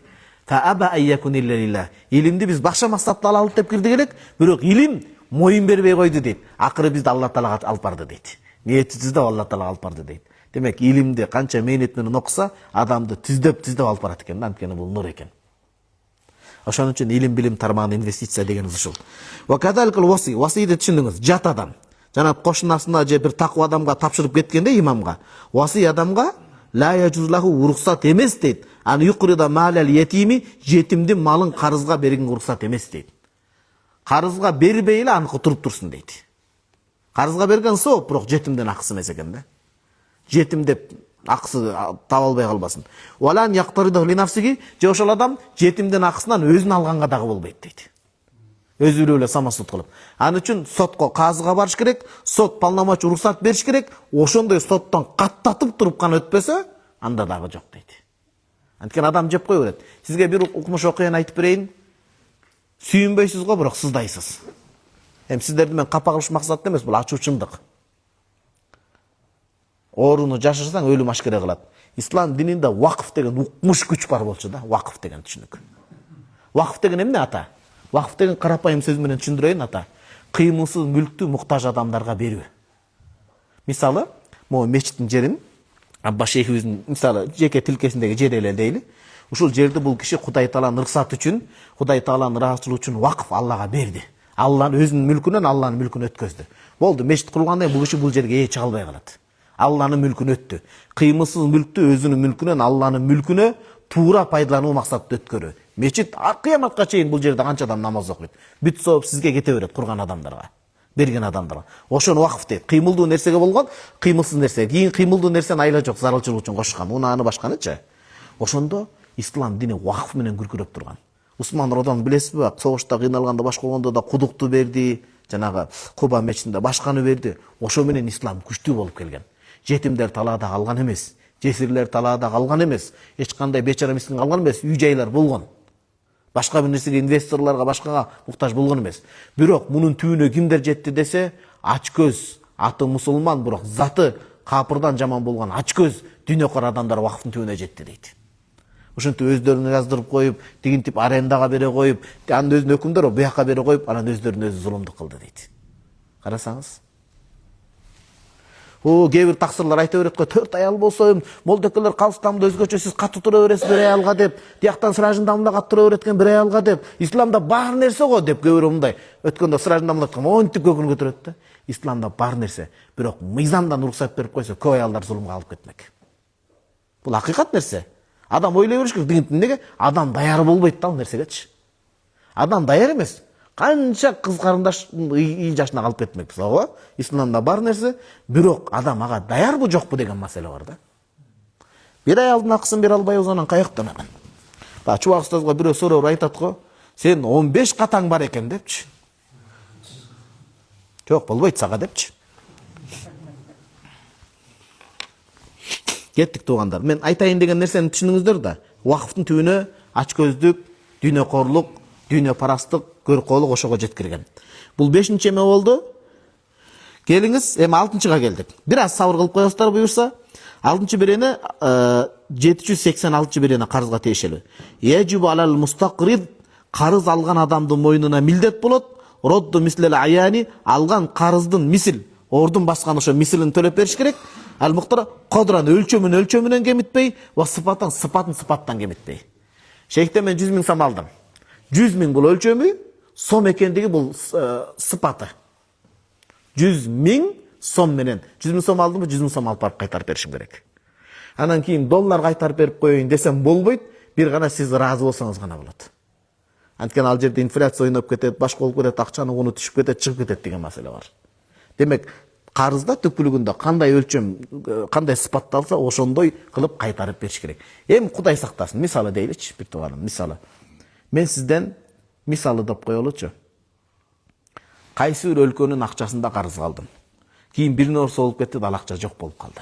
Жок. Орун таап бере албайсыз. Дүйнөнүн банкына айлансаңыз дагы. Ал учурда айла жок, анын баасын, ошол баасында келген башка валютадан сизге ошону төлөп беришим керек болот. Мисалы азыр электрондук тыйындар чыга баштабадыбы? Барактар иштен чыгып калышы мүмкүн да, мисалы, иштен чыгып калсам да, ошол барактын баасындагы электрондук акчаны төлөп беришим керек болот. Бул 6-чы берене туугандар. 7-чи беренеге келебиз. Бүгүнкү сабакта акыркы берене. Яжузул истиқраду ва вафаул қард фи балад нухра мин гайр иштирати залик фил акд. Сизден акчаны 100 000 сомду алып атканда Чолпон Ата шаарынан алдым. Бирок карыз алган адам дейт, карызды бөлөк шаарда кайтарса болот. Ал келишимде шарт кылынбаса дагы дейт. Мен Чолпон Атадан алдым го, бирок мен сизден Чолпон Атадан эмес түптөн төлөп берсем болот экен. Бирок түпкө сиз барасызбы? Мен бияка келе албай атам да. Сиз барам десеңиз, сиздин кеткен бензиниңизди мен төлөп беришим керек. Бир гана өзүңүз жоопкерчиликте кечип мейлем калсыз. 100 000 берип атканыңа шүгүр, азыр бирөө 100 000 алып берип атса өзүң деле барып каласың го дейм. Бензин сенин эмес, туурабы? Реалдуу карасаң. Ой Кудайыма шүгүр депчи. Азыр чын жалдыратып, бензин көзгө көрүнбөйт, самолет менен учуп барууга даярсың го. Бөтөн өлкөгө кетип болду. Каяктасың десе, мен Таиланддамын десе, элестеме, Таиландды айтпай эле койчу, Вьетнамдамын десе. Вьетнам каягындасың, Начангдамын депчи. Билет алып барганга даярсың да, лиш акчаны берсе болду деп. А бирок келишим учурунда шарт кылынбаса деле бөлөк шаардан берсе болот, бирок бөлөк шаардан бергенде эмне кылыш керек экен турган? Берки карыздын ээси жакшылып кайтарыш керек. Бир аз түшүндүрмө бар, караңыз, демек карызды алганын алгандай бериш керек, анан алгандан да жакшыраак кайтарганы жакшыраак. Мен Аббас Абадыдан 100 000 сом алдым. 110 000 сом кылып же 150 000 сом кылып кайтарсам болобу? Болот, эки шарт жок болсо. Биринчиси, сиз ошону 150 000 кыл деп шарт койбосоңуз. 150 000 койсоңуз, анда болду, бул автоматически карыздан чыкты дагы, сүткорлуктун биринчи бөлүгү рибан наса, мөөнөттүн барабарына келген процент болуп кетти, бул банк сыяктуу. Ошондой шарт койбосо кайтарса болот. Ана шарт койбой намекайтып, улам WhatsApp'тан 150 сыяктуу нерселерди жазып отса, анда сүйлөгөндүн эле өкүмүн алат анда. Адамдар ошондой да, айтса болбойт экен депчи. Бир аялын 3 талак берип коюптур да, досуна барып, баягында шариатта молдодон чала угуп алган окшойт. Ханафи мазхабта сөз менен айтса макрух болот, бирок мадал болуп келет, бирок арамга жакын макрух, сөз менен айтпай, кабагы митип, анда беле билип атпайбы? Ал шарт болбош керек. Ошол сыяктуу маселе. Бул биринчи шарт ошол, 150 000, 100 000ди 150 000 кылып 50 000 кашып кайтарып берсем болобу? Болот. Сиз шарт кылбасаңыз, экинчи шарт, местный үрп-адатта ошондой болбоса. Местный үрп-адатта Чолпон Атада кандай болбой эле койсунчу, Кудай сактасын. Алса сөзсүз кошуп кайтарып берүү болсо, анда үрп-адат сөз менен айткандын ордуна ээлеп, бул дагы сүткорлук болуп калат. Анда вообще Чолпон Атадан карыз албаш керек болуп калат да ал учурда. Анткени процент болуп калат да, Кудай сактасын. Демек, ашыкча кайтарып берсе болот. Эмнеге десе, Пайгамбар саллаллаху алейхи хадис бар. Муну жаттаңыздар. Сиз жазып алыңыз, бул эреже. Хадис эрежеге барат. Күллү корн, ар бир карыз жарра манфаатан, аркасынан пайда сүйрөп ээрчитсе, бул сүткорлуктун бир түрү болуп калат дейт. Карыз берип, ошол себептүү бир пайданы көздөсө, ошол пайда сүткорлук алып барат дейт. Мисалы кандай? Карызда мындай шарт кое албайт да. Аббас аба 100 000 сомду берип, 100 000 сомду берип атам го, бирок сиздин атыңыз ким эле, шейхим? Данияр. Данияр шейх, мисалы сиз айталы, сиз Чолпон Атада турасыз да, 100 000 сомду берип атам, бирок Данияр менен вообще мамиле кылба депчи. Даниярдан кийим алба десе, мисалы экөөңүздөр келишпей калды деп коечу, мисалы эле. Мисал ретинде эле. Деген шартты кое албайсыз. Сиз только карызды бересиз, шарттарды эч кое албайсыз. Шарт туура эмес болуп калат. Эми ушул жерден бир окуя менен салыштырып берейин. Имам Абу Ханифа рахимахуллах эки окуясы бар. Мазхаб башчыбыз, карасаңыз, бир күнү көчөдөн катуу ысыктан, Ирак, Багдадтын, Куфалардын көчөсүндө катуу ысыктан чарчап, анан бирөөнүн дубалына илгер жөнөкөй топурактан согулчу, дубалына сөйкөнүп отуруп, анан кайра чочуп ойготуп кетип тезинен басканда, окуучулар таң калган. Неге мындай кылып атса, бул үй мен карыз берген адамдын үйү экен дейт. Пайгамбар саллаллаху алейхи айткан, ким карыз берип туруп, карыз аркылуу бир пайданы көздөсө, ал сүткорлуктун бир түрү болуп калат. Мен үйүнүн көлөкөсүнө эс алып пайдаланган болуп калбайын дейт да. Ошон үчүн алардын мазхабы түбөлүк калып атат да, шегим. Биз көлөкө эмес, өзүн дагы өлтүрүп коюуга даярбыз го азыр. Өлтүрүү эмес да, мисалы чен ба, көз келбей. Көлөкөнү айтасыз да. Экинчиси, имам Абу Ханифа рахимахуллах бир күнү келе жатса, соодагер болгон, алыстан бир адам келаткан болот, имамды көрүп туруп башка жерге отуруп качып кетип калат. Анан эртеси күнү мешіттен жолуп калат. Кача албай калат. Бир адам бар го.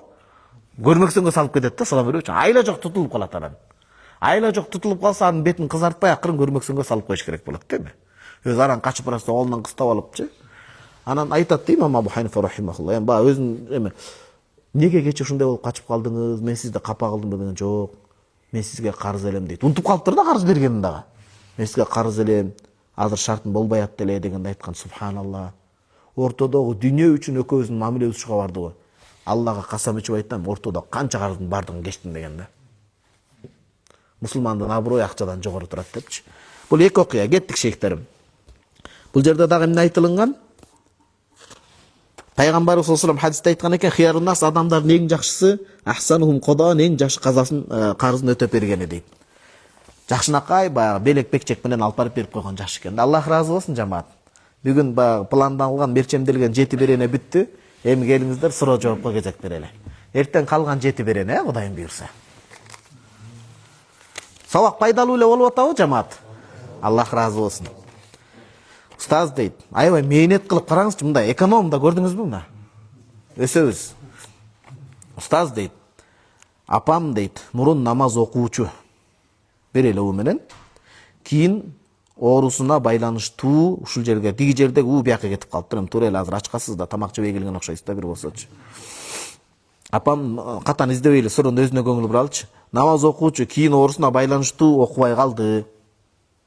Олтуруп окуса болот десем көнбөй койду. Устаз, сиз өзүңүз бир барып зыярат кылсаңыз намазды тургузуп кетеби деген чоң үмүт бар. Устаз, сиз гөлдүн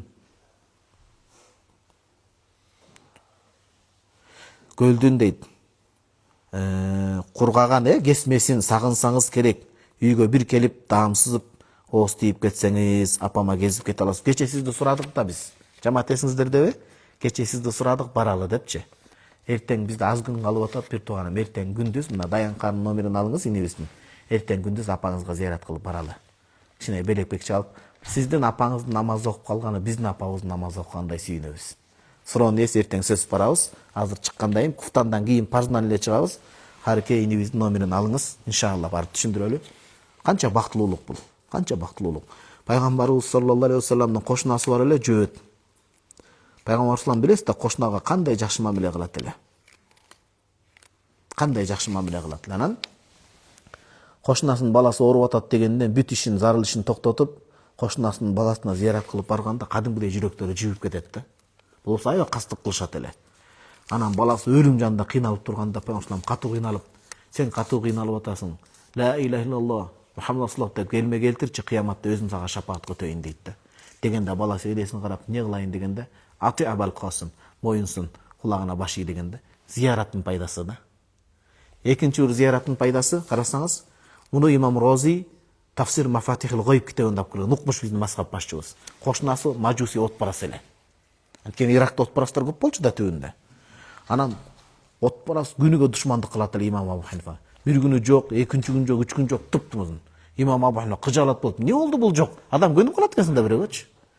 Анан неге бүгүн жок деп анан үйүнө зыяратка барып, анан басып баратып, илгери билесиздер да, көчөлөрдө малдарда жана малдардын кыктары чачырап кеткен, үйүнөн мындай тыкылдатайын дегенде, масынан малдын кыгы дубалына чапташып калат отпарастын. Анан ошол убакта отпарас үйүнөн чыгып калган болот. Көптө чыгат да, чыкканда анан Имам Абу Ханифа рахимахулла мынтип эңкейип аткан болот экен. Сиз эмне менин үйүмдү шкалап карап атасыз дегенде, жок. Мен сизде зыяратка келген элем. Көптөн күндөн бери чыкпай алдыңыз. Мен сизден өтө чоң өлчөмдө карыз алгам, ошон үчүн көрүнө албай жүрдүм эле, качып дейт. Анан эмнеге сиз үйдү шкалап атасыз дегенде, жок. Мен сизди зыярат кылып кабар алган деп басып келатканда, көлөчүмөн жанагындай дубалыңызга, үйүңүзгө топуракка чапташып калганда, ошону тазалайын деп аткам десе, ушунчалык ыраазы болуп кетип айтат да. Мен карызымды кечтим дейт да. Карызымды кечтим сизден, эгер ошон үчүн чыга албай калсаңыз десе, сиз ал дубалды тазалаганча менин көкүрөгүмдөгү куфурлуктун начасатын тазаланга себеп болдуңуз. Алланы күбөлөндүрүп айтам, мен иманга кирем дейт да. Карасаңыз, ошон үчүн зыяратта көп пайда бар. Кимдин ниети дурус болгон болсо, кайтып келгенге чейин ага бейиште болгондой сабап жолдот. Устаз дейт, буу дөңгөлөк, буу дегенде колдонулган да турабы буушуну. Колдонулган дөңгөлөк сатып бер деп таштап кетишкен. Ошол бойдон келишкен жок. Эмне кылам? Аларды тааныбайм, бирөөнү саткам, экөө турат дейт. ошонун акчасын муктаж студентке бериңиз, ооруп аткан жесирге, жетимге бериңиз, ошол адамдын атынан деп, ошол адамга сооп жазыла берет. Бирок келип калса акчасын кайтарып беришиңиз керек болот. Эми ал келбей деле калат, ошондой сооп болот. Анан эски ошондой дөңгөлөктөрдү, башкаларды садага чыгарып турган жакшы болот. Египетте мына карекебиз билет, инибиз. Доктор Магриби деген адам бар, чоң профессор. Ошол жерде бүт студенттер ошого келет, байкуш жакшы киши, жетим, жесир кыйналгандар келгенде дарыларды бекер берип, арзан берип, ошентип зекетин чыгарып отурат да. Ким кайсы тармакта болсо ошентиш керек. Үйдө кийимдер топтоло берет, балдар өсө берет, сапаттуу кийимдер таза жууп үтүктөп, башка адамдарга ошо зекетти берип туруш керек тургандар. Дөңгөлөктү да ошентип алмаштырып, көп болуп турса берип турган жакшы. Ассаламу алейкум, таксыр дейт. Биринчи суроо, менин жүрөгүмдө өйкөп турган бир суроом бар. Өтө колу сулуу киши экен. Атама жездем экен, Атама жездем акча бериптир. Иштете бер деп бериптир. Атам ал акчаны иштетип банкрот болуп калды. Кийин ал акчанын бир бөлүгүн бөлүп берейин деп алып барса, бир койду союп алып барса, эжеси дейт. Эмне дептир? Эжеси, мен бул акчаны албайм деп койду. Анткени долларды алмаштырып бергенбиз деп албай койгон. Атам дагы, жезде дагы раматылык дейт өкөттөн. Кандай кылып беребиз дейт. Анткени бул акчаны албайм деп койду. Анткени долларды алмаштырып бергенбиз дегенде суроону эс түшүндүрүп коюңуз. Эмне дегиси келип атат? Сүткорлуктан болуп калды дейби, же эмнеден деп атат? Курс болуш керек, инфляция маселеси болуп атат, Ал адам кечириптир, сиз ошол кайтыш болуп кеткен жездеңиздин үй бүлөсүнө жакшылык кылып коюңуз. Ошол жакшылык кылып коюңуз. Анан ошол карыздык инфляция мурдагы кымбат болгон, азыр баасы болбой калды да. Эртең суроодо келиш керек болчу, бирок азыр жооп берип кое берейин. Күчүңүз жетсе, бүгүнкү баа менен кайтарып бериңиз. Күчүңүз жетпей жатса, ортосун алып туруп акчаны кайтарып бериңиз. Ага да күчүңүз жетпей жатса, күчүңүз жеткен өлчөмдө карыз деп айтпастан эле ошол балдарын алып барып тапшырып коюңуз. Ушундай атабыздын аманаты бар экен деп эле. Ошол. Толук жооп эртең болот, Кудайым буйрса. Анткени эртеңки беренеде келет да. Устаз дейт, той топурга экен. Той топурга барганда намаз окугандар эл катары келинчеги менен бийге түшүп койсо эмне болот? Күнөө болот. Эки эсе күнөө болот. Биринчиден, молдолор деле бийлесе боло берет турбай, бөтөн аялдардын ортосуна түшүп деген ойду калтырасыз. Экинчиден, окуп аткан намазыңыздан канча пайда алып аткандыгын сиз начар алып атканын көрсөтүп койдуңуз. Бир абышка жаңы машина чыгып атканда, уна жанагындай басып көтөрө турган. Өзү имамчылык кылып жүрөт экен, анан жаш бала менен отуруп алыптыр. Отуруп алып, анан катуу ысып кеткен экен, балам катуу ысып кеттим десе, акырын аксакал субханалла деп айтсаңыз терезе түшөт дейт экен. Субхан акырын басып койсо ылдый түшөт экен. Кайрабысы көтөрөт экен. Анан аксакал боздоп ыйлайт, Кудай, ушунча жыл сага ишенбей эле кулчулук кылып жүрүп, эми тошно ишендим дейт экен да. Ошон үчүн динди чагылдырып аткан адам тияка барып бийлеп кеткени жакшы эмес. Дайыстык сөз менен катуу айткандай болбойн, аялыңызды канча жат эркектерге көрсөтүп атасыз. Аялыңыз канча жат эркектерге көрсөтүп, ал мейли жоолук кийип башка болгондун сыртынан ал орон толук монуп чүмкөнүп алган жери жок, ал сырттан адамдар көрөт баары. Ошого жакшы эмес. Өткөндө айтпадыкпы, үйдөн тойго барып, салаваттуу барып отуруп, адал той болсо жакшы дуа тилегиңизди айтып, бирок үйгө кирип көчөгө тартылгандан кийин 50 центтикине бийлейсизби, кимдикине бийлейсиз, ал жагы боло берет. Бирок тойдон эмес туугандар, чын. Туура эмес, дин адам катары биз кичине салаваттуу бололу да. Антпесе азыр деген башка жоруксуздарды, жосунсуздарды туурап, аксакал менен жаш кыздарды бийлетип атат, туурабы? Жана тамадалар, ал туура эмес. Аксакал ал жерде жаш кыз менен бийлеп кулап калса эмне болот, өлүп калса ошол абалда. Аксакал ал жерде жакшынакай отуруп, нускалуу сөзүн айтып, батасын берип, анан кете турган жер да. Ал аксакалдарды, улуу муундарды шылыңдаган болуп калат. Устаз, мен дейт, жаш кезимде жаштык кылып, балдар болуп, анча-мынчалардын уюлдук телефондорун алып, сатып ийгенбиз. Ошол акыдан кантип кутулабыз дейт. Ошол өлчөмдө азыркы инфляция менен карап туруп, садага чыгарып койсоңуз, ошол жабылат иншалла. Ошол жабылат. Ал кезде ошондой болуп калбадыбы? Мектепте дедовщина деп азыр токтолуп калдыбы жокпу билбейм, мектепте ушинтип рекетчилик көп эле. Азыр ошонун өлчөмүндө иншалла садага берип коесуз. Жамаат суроолор болсо бериңиздер. Ооз эки дагы суроолорго жооп бере кетейин буюрса. Ага чейин Ассаламу алейкум таксыр дейт. Бала төрөлгөндө акыйдасына кой союлушу керек го. Ошонун ордуна эт алып, туугандардан бата алса акыйдага жатабы дейт. Карекен могу суроолорду алып коебуз, бул зарыл суроолор экен. Анан жана апабызга зыяраттеген киши бүгүн бизге жолуңуз. Бир нерсени мен жазып коеюнчу. Акыйда деп көбүнчө ката ушундай суроо келип атат да. Акыйка болот. Анан акыйда болот. Карасаңыз, акыйка. Могул жер кы болот, могул жер ды болот. Акыйка болсо жаш балага, эркек балага 2 кой, кыз балага 1 кой союл, ошону акыйка дейт, кы менен. Акыйда десек бул ишеним болуп калат. Пенденин Аллага болгон ишеними. Ишенимди сойбойбуз да, ишеним жүрөктө калат. Койду соебуз. Ошону терминди жакшы билип алыш керек. Бала төрөлгөндө дейт, кой союлуш керек, ошонун ордуна эт алып туугандарына бата кылып койсо болобу. Негизи кан союлуп чыгарылганы жакшыраак дейт. Курбанчылык маселесинде өткөндө Египетте болдум, анда айттым. Бүткүл Ханафи алымдар айткан, бирөө курбанчылыктын ордуна канча садак акчалай башка жардам берсе дагы курбанчылыктан кутулбайт. Анткени анын шарты кан союлуш керек болот, агызып. Эт агызылышы керек болот деген сөз да. Анан акыйка маселесинде Ханафи мазхабта, Шафи мазхаб сыяктуу өтө бекем каралбайт. Бизде ашып барса сүннөт, мустахаб, кээ бир алымдар мубах дегенге чейин айткан. Бул деген сөз шартыңыз болсо, 7-күн, 14 күн, 20 күнгө жеткирбей, эркек балага 2 кой сойгонуңуз жакшыраак. Кыз балага 1 кой. Кыздын кадырын түшүп 1 эле кой союп атабыз. Неге 2 кой? Күчүңүз жетсе 100 кой союңуз эгер ысырап болбосо.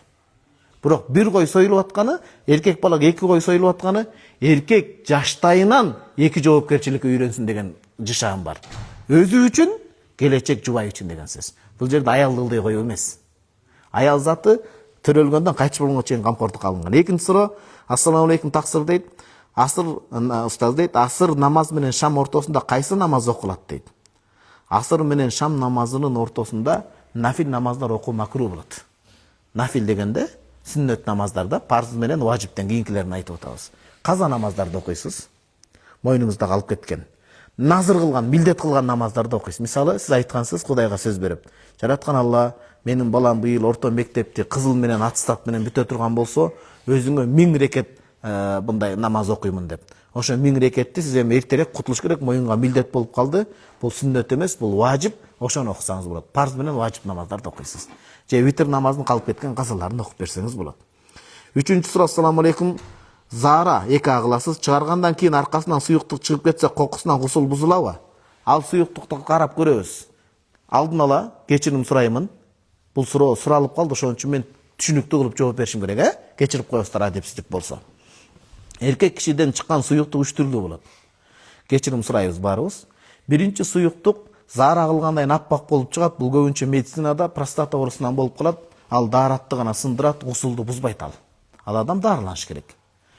Экинчи суюктук кечирип коебуз, мен колдон келишинче адеп менен кагаз короп айтканга аракет кылайын.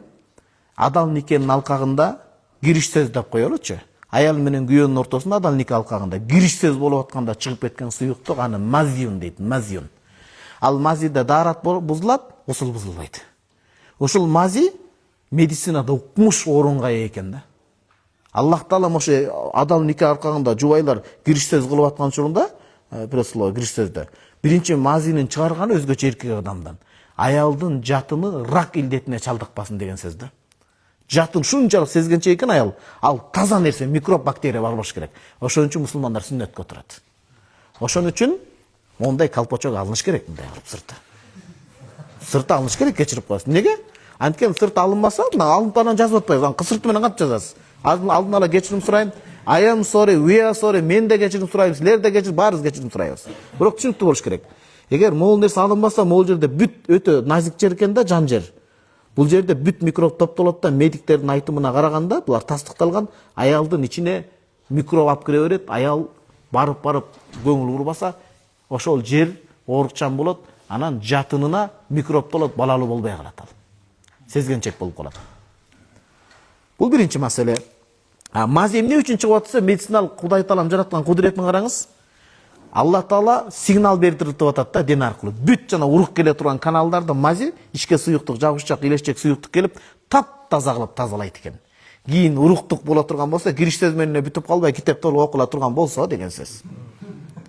Чындап кээ бирлер кириш сөз менен кылып токтотуп коет, ал ден соолукка зыян да. Дене дүүлүгүп ката берет. Киришсөздөн китеп окула турган болсо, моку мурахат канса, кийинки түшө турган урук таза канал менен келип таза жатынга барат деген сөз. Пост гаилердин бардыгына жанагындай гаилер тургузуп койгондо өтө бер зеленый свет деген сөз. Бул мазе. Мындан артык айта албайм, бул декелер сексолог болуп кетти дебесин анан. Үчүнчү, белден чыга турган эркектин көкүрөгүнөн түшөт, аялдын белинен түшөт. Бул акыйкатта бирөөнүн намазына байланыштыруу болуп атпайбы? Көкүрөктөн чыгат, чыгып атканда да ошону 14 кылым мурда алымдар карасаңыз канча кылым деп айтканда, мейсин ошону тастайт. Титиреп, дүүлүккөн абалда рахат менен чыгыш керек дейт. Белси коюу болот. Ошондой чыга турган болсо, бул уруктук мани дейт, аны менен гусул да бузат. Чоң братан жыгылып атканда кичинекей братан даарат жөнүнө бузулуп кетет ал. Түшүнүктүбү? Гусул алса, ичине даарат да болуп калат, бирок ошондой. Ушул 3 суюктук чыгат эркектен, аял затынан башка нерселер 4-5 нерселер кошулат. Этек кир кошулат, истихада оору себептен келген кан кошулат. Ошондо сиздин сурооңуз бул жерде. Заара чыгаргандан кийин аркасынан суюктук чыгып кетсе дегени, простата себеп ак нерсе чыкса даарат бузат, мази болуп, киришсөз болуп атса ошол чыкса анда деле даарат чыгат. Ал коюу нерсе даараттын артынан чыкпайт деле. Бир гана кечирип коесуз, мен айтууга мажбурмун, мурда иш болуп, аялы менен адал никесинде. Кийин анан калган калдыгы эркектин уруктугу чыгып атса, анда гусулду бузат анда. Ага чейинки алган гусулу чала. Ошон үчүн көңүл буруңуздар. Китептерде айтылган, иш болуп, китеп окулуп, кулактын кычуусу кангандан кийин бир аз убакыт бар болсо, кичине уктап койгон жакшы. Анан калыс уктады деп намаздын баары каза кетпесин анан. Же бир аз жатыш керек. Эркек адам өзгөчө, аял ага муктаж эмес. Же заара кылып коюш керек. Калган уруктуктун калдыгын заара, же бир аз уйку менен акырын түшүп кетет деген сөз. Ага чейин ишти китепти окутуп, сразу дароо барып автоматически даарат алып, гусул алып ийген болсо, ал гусулу кийин түштө чала болуп калышы мүмкүн. 4-чү суроо, бойдоктор кетпей койбосун багымдатка чейин дагы айтып бериңизчи деп. 4-чү суроо, ассаламу алейкум устаз, аял кишилер комат айтап айтпайт, эркектер гана айтат. Аял кишинин үнү аурат деген эмес, фитна себептен болот. Аял киши комат айтпайт. Жеңемден анан үйгө барып алып жан жаап калганда бүгүн уруксат мешитке барбай эле коеюн деп жеңиз айтсаң комат деп жеңеме комат айтырып, өзүңүз имамга чыгып отурбаңыз. Коматты өзүңүз айтасыз шунда. Шафи мазхабта айтат дейт. Мен бир ирет ошону адашып айтып алыпмын, жаңы эфирге чыгып атканда. Сүрдөйсүң да. Кече деле жумага өтүп жанагы экинчи айтканга чейин эмени хутбага киришип кеттикмин да, адам сүрдөп кетет. Имам Кудури анан бирөөлөр артыбан аябай асылып жүрдү, мага маани берген жок. Адам жаңылышат, бирок моюндаш керек. Имам Кудури 428-жылы кайтыш болгон, 5-кыл маалымы. Ханафи мазхабта мындай дөша чоң чокусу болгон алым да. Өзү чоң китептер жазган. Анан ажыга барып адашып калыптыр өзү. Ал жердин сири болот да, таасири болот. Анан адашып калса жанында бир айтат экен, эмне адашасың? Кудури деген алым чыккан Багдадтан. Укмуш китеп жазган. Ошону окусаң адашпайсың дейт экен да. А болбосо ошо имам Кудури өзү ошол. Ошентип Марал эфенди айтып алганым бар эле. Андан уялбайм, адам жаңылышат, ошону тууралап кетиш керек. 6-чы суроо, ассаламу алейкум устаз, байланышып турган малга дейт. Кечирип коесуз, байланып, мал менен кантип байланышат деп таң калып атпаймынбы? Байланып турган малга дейт, уй дейт качан ичинде зекет берилеби?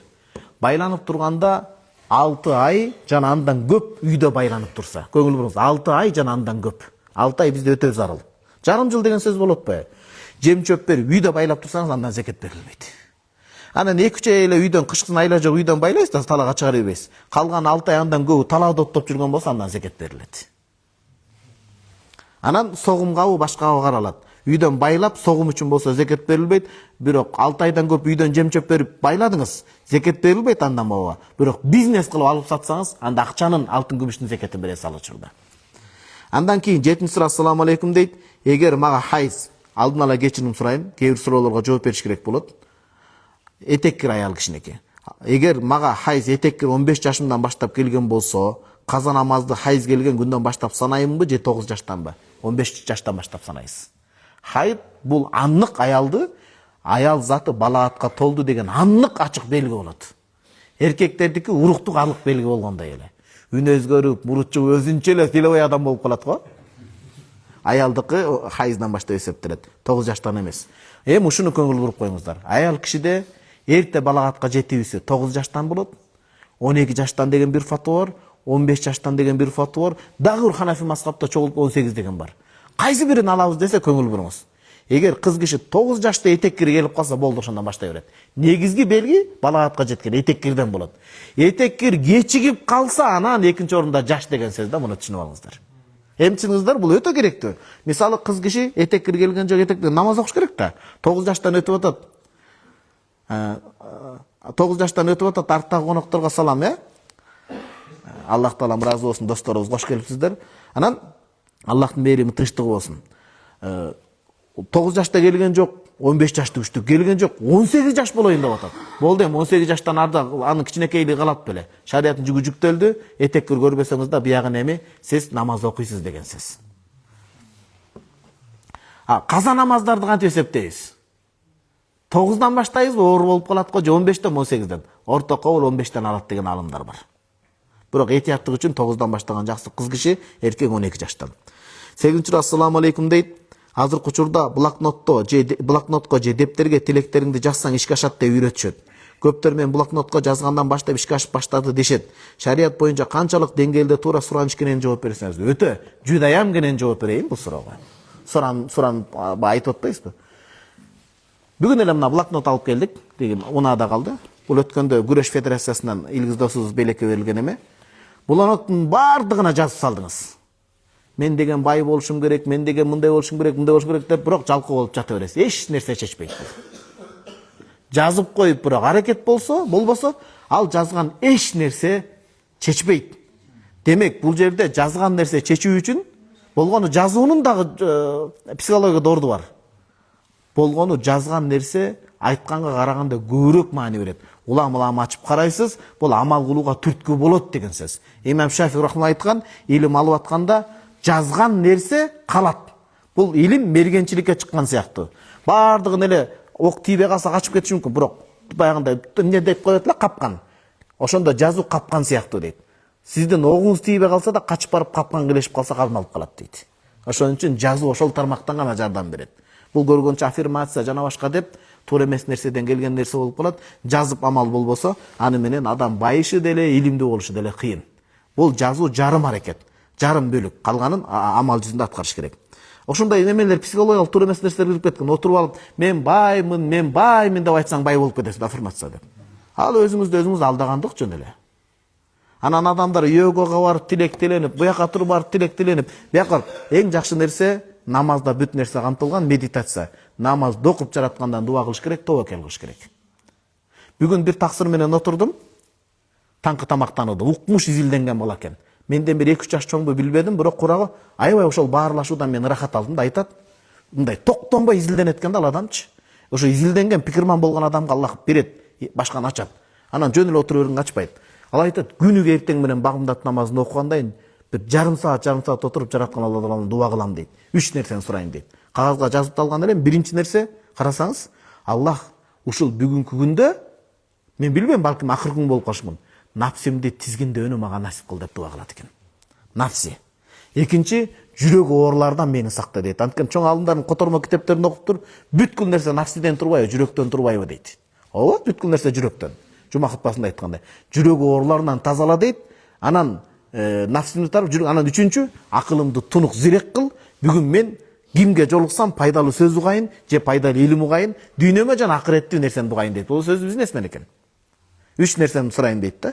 Жакшы нерсе. Анан күнүгө алымдардын китебин окуп отуруп, 2 тыянак чыгардым дейт. Конспектлеп отуруп тыянак чыгардым. Биринчиси, күнүгө эртең менен даарат менен жүрүүгө бекем ниет кылам. Экинчиси, дайыма жакшы ниет кылууга ниет кылам дейт. Мунун баары дааватта эскерилген амалдар да, туугандар. Илимдеги. 10-чу сура. Ассаламу алейкум, калыс устаз, мен кафе иштетем, алкогол ичүүгө, ичимдик ичүүгө тыюу салгам. Бирок мага көргөзбөй, билгизбей ичип кетип жатышат. Эмне кылсам болот? Кээде көп киши келип отуруп кечке сурангандан уруксат берип койгонум туурабы? Туура эмес. Азыр сизди көндүрүп аракка уруксат сурап атат, эртең сизге шылтап кетет кыяматта. Ушул ичирген деп кетет. Адам бетпак болот ошондой. Акыреттин кереги жок. Бул дүйнөдө эле соттошуп калсаңыз, дос деп жүргөн адамыңыз сизди сатып кетиши мүмкүн. Башына кыйынчылык келгенде. Жакын деп, кол коңшу деп жардам берген адам сатып кетиши мүмкүн. Бул дүйнөдө эле. Акыретте кыйын болот, туугандар. Акыретте кыйын болот. Анан экинчиден, ооба, жанагындай чайнекке халал той десе да чайнекке куюп ичкендер бар экен да. Ошон үчүн сиз заведениянын башчысы катары иштеп аткан, жумушка алган балдарды мындай сезими күчтүү болгон балдарды коюшуңуз керек. Ким арак куюп атат, арак куйбай атат билинип калат. Билесиз го, көздөрү ары бери тегеренип калат, курчон итеп калат көздөрү. Сөздөрү эметилип калат. Ошондой нерселерди эскертүү катары чыгарыш керек. Анткени адамдардын аң сезимде калыптанат. Бул жерде жашырынып да иче албайсың. Анткени бул жерде кубалап чыгат деген түшүнүк калыптаныш керек. Адам медицинада 100 грамм арак менен канча миллиард мейисинин майдасын төгүп таштайт экен да. Ошондой да Кудайым бекер эме кылган эмес. 11-ci суроо, көңүлчөктүккө жол бербеңиз. Сиз макул деп койгонуңуз менен ошол жерде макул деп көңүлчөктүк болуп, макул деп жумшак болуп койгонуңуз менен ошол арак менен кишини өлтүрсө, күнөө сизге кетет. Ошол арак менен шайтан ушундай кызганыч салат, аялы менен ажырашып өлтүрүп койсо, күнөө сизге эметет. Ошон үчүн этиятташ керек. 11-ci суроо, Чубак устаз туура айткан экен да. Мейли жумшак бол, кичипейил бар, бирок тура турган жерде бекем тур депчи. Анан пайгамбарыбызды шылыңдап атса эле кичипейилдүүлүктө таксыр деп турсаң, ал коркоктук болот. Башыңа бир уруш керек дейт Чубак устаз. Биз эч кимди мечитте отуруп ур деген күч колдон дегенди айтып аткан жокпуз. Бирок ар бир нерсе орду менен деген нерсени айтып атабыз. Көңүлчөктүк аракта болбойт. Пайгамбарыбыз саллаллаху алейхи айткан, бир жүрөктө эки нерсе бирикпейт. Кайсы? Иман менен арактын сүйүүсү деген да. Арак ичкенде динден чыгып кетет деген сөз эмес, акыр ошо калып барат деген сөз. 12-ci суроо, саламатсызбы, сурообуз бар эле. Баланын атын Алияр деп койсо болобу? Али деген болуп атат, Яр. Яр деген Хусейн Карасаев атабыздын комуснамасын көрүш керек экен да. Ким билет? Яр деген эмне маани берет? Мисалы, Али деген сахабанын атын коюп атат. Яр деген мисалы өзбек тилинде яр деп айтат да, жар-жарды, туурабы? Демек Али жар болсун деген мааниде жакшы маани. Анын зыяны жок. Али радhiyallahu Худай жар болсун деген сөз. Алар билесиздер, кыздар нике кылганда яр айтылынат. Бизде жар айтылынат го. Андан кийин 13-cü суроо, ассаламу алейкум устаз, менин суроом мындай: биз Россияда продуктовый магазинде иштейбиз, анан биздин шеф башчыбыз срок өтүп кеткен товарларды арзан скидка кылып сатып баштайт. Анан клиенттер келип сурашат, эмнеге скидка деп. Биз ошондо чындыкты айтышыбыз керекпи или жөн эле срок жакындап калды деп койсок болобу? Чындыгын айтыш керек. Жумуштан кетсеңиз кетиңиз, рызкыны Кудай берет, рызкыны шеф бербейт. Эртең өлүп жумуш жабылып калса деле, сиз жалган айтсаңыз, кайсы жерден анда? Сиздин рызкыңызды шефке байлаган эмес, ал болгону себепкер. Анткени сиз жалган айтканыңыз менен курам өтүп кеткен нерсени анын ички органдарын онкологик ооруга себеп кылып атасыз. Эмне үчүн Кыргызстанда онкологиялык оорулар көп, бөйрөк оорулар көп десе, ошол нерсесине көңүл бурулбаган себептен деп атат дейт. Мөөнөтү өтүп кеткен себептен. Ревизорлор канча мисалы биздин Алла ыраазы болсун күч тартиптер ошолор дизилдеп кармап атпайбы, туурабы? Туура эмес, адам ден соолугунун ичинен байыган. Айтыш керек. Биринчи элге айтпай, шефиңиздерге айтыш керек. Шеф, элдин көзүнчөн алдын астынан өтүп. Насихат ошондой болот да. Эл толуп турса бирөө келип элдин көзүнчө сен Кудайдан корк десең, бул насихат болуп саналбайт, бул өзүң көргөзүү болуп саналат дейт. Биринчи башчынын астынан өтүш керек. Бул кылганыңыз туура эмес, динде да туура эмес, устаздар айтып атат деп алдынан бир өтүш керек. Эгер жүрөгүң ынсап болуп кайтып калса жакшы, а кайтпаса алдынан бир өттүңүз, келгендерге эскертип коюш керек. Жумуштан куулуп кетсеңиз куулуп кетиңиз, бирок рызкыңыз анда, демек сиз жумуштан куулган жоксуз. Аллахым сизди татыксыз жерден жакшы жерге алып барып атат деген сөз. Мусулман адам ушуну жакшы билип коелучу туугандар. Бир уруксат бериңиз, 1 мүнөт ушул. Ким адал иштеп, жакшы иштеп, туура жүрүп, ниети түз болуп бир жерден куулуп кетсе, же ошол жерден айдалып кетсе, эч качан чөкпөсүн. Имандан эле жүз буруп аткан жокпу? Мыйзамды эле бузуп аткан жокпу доно? Ошондой болуп да куулуп кетип атабы? Ошол жерден чыгарып, демек Аллахым сизди андай чөйрөгө ыра көрбөй атат деген сөз. Аллахым сизди жакшы чөйрөгө алып барып атат. Эч качан кабагыңызды чөктүрбөңүз. Мусулман өзүнүн кадырын билиш керек. 14-cü суроо, ассаламу алейкум дейт, устаз, суроо бар эле. Кабырда рух жанга салынабы, жана кайсы дене мүчөлөрү тирилет? Бул гайбий маселе, Аллага тапшырабыз. Бирок бул жеңил эле жооп да, молдеке билбей турбай деш мүмкүн да. Бул боюнча рух боюнча аябай көп китептерди окуганбыз. Ахкам рух, ошол китептерде айтылган рух жанга салынат деген. Алымдар айтышкан, дене чирийт жок болот, бирок денеде чирибей турган бул бир көз караш илимде. Ажабарды занат дейт. Чычаң жери бар, ошол чычаңдын өзүндө эсеп суракты, анан жыргалчылыкты туура жооп берсе, Кудайдын топугу менен. Туура эмес жооп берип калса, убактылуу азапты, ошол жер мындай толук дүйнөдөгү жашоо болбосо, өткөндө Саройдо акыйдадан сабак өттүк, ошол жерден айттык. Шейх Шурумбулали рахималла айтканда, толук бол Имам Касани, толук болбосо дагы кандайдыр бир азапты, кандайдыр бир жыргалчылыкты сезе турган жашоо болот дейт. Мындайча айтканда, кабырга ылайыктуу жашоо болот дейт. Бир пример менен түшүндүрөйүн. Биз биринчи могул ааламга келгенге чейин кайсы жерде 9 ай жашадык туугандар? Эненин курсагында. Ошол жашоону жашоо дейбизби же өлүк дейбизби? Жашоо дейбиз. Бирок аны бул жашоого салыштырсак, толук жашоо эместей сезилиши мүмкүн. Ал эненин ичиндеги уникалдуу жашоо. Бул жашоонун өзүнүн өкүмү, кабырдагы жашоонун дагы өзүнүн өкүмү бар. Бирок жан жана чычаңда болот деп кээ бир илимээлер айткан. А толук кандай болот?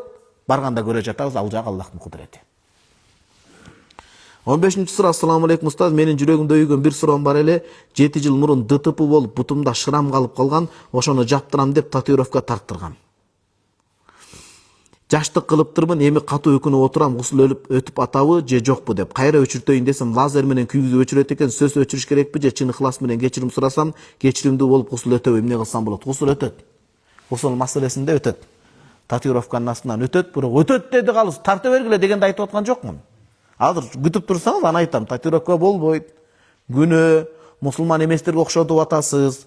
Жаман жийиркеништүү, атүгүл устаздарыбыз айтат, Саид Багдаш устаз.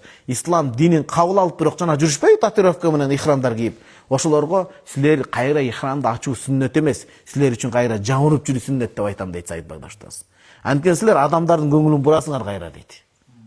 Ошон үчүн умрага башын алып көрүнбөй, ошолорду өчүртүп туруп, же өчүргөн күлгүрбөй калса жаап туруп барсын алар кайра дейт. Татуировкасы жоктур, анан ачып жүрсө болот. Гусул маселеси бул өзүнчө тема. Татуировка болобу болбой өзүнчө тема. Болобу болбойт күнөө. Бул медициналык жактан клетканын астына жанагылар коет, теринин рак оорусун алып барат. Болбойт, зыян. А бирок гусул маселесичи, гусул өтөт. Каяктан жо өзүң айтып атасың боюңан? Жок. Ибн Абидин рахимахуллах чоң алым Ротдул Мухтар китебинде айткан, айла жок анын үчүн анда терини шылып алыш керек, а тери шылып алса болбойт. Гусул өтөт, дарат өтөт, бирок бүгүн медицина өнүккөн, лазер менен өчүртүп койгонуңуз жакшыраак болот. Көрдүңүзбү? Ушундай жооп толук болуш керек. Ар биринин өзүнүн орду бар. 16-20га жеткирип коелу, уруксат бериңиздер, жамаат. Керектүү суроо болуп атат. 16-суроо. Ассаламу алейкум, таксыр кандайсыз? Мени көптөн бери ойлонуп келген бир маселе бар эле. Рия деген нерсени жакында эле билдим. Рия деген эл көрсүн үчүн амал кылат. Жалгыз жатканда эч нерсе кылбайт, элдин көзү жыгылып калат деген сөз. Тамашага салып айтып берем го, бир арап намаз окуп атыптыр. Артындагы бирөө, "Эй, сонун окуйт экенсе, намазын бузуп мен орозомун дагы" дейт экен да. Ошол жаман сыпаттан кантип арылса болот? Интернет булактарынан изилдеп чыктым, баары эле ошол сыпатты түшүндүрүп бериптир, бирок ошонун кантип арылуунун жолун айтышпаптыр. Өзүмдө көп аракет карасаң, изилденген адам да. Бүгүнкү адамда аябай изилденет экен да. Риядан толук кол жуу үчүн жаратканга гана тапшырыш керек. Өзүңүзгө ишенип кетпешиңиз керек. Бул тоготер жооп. Риядан жана башка күнөөдөнчү адам өзүнө ишенип мен жеңип чыгам десе, адашкан ошол. Адашкан ошол, анткени сиз жеңип чыга албайсыз.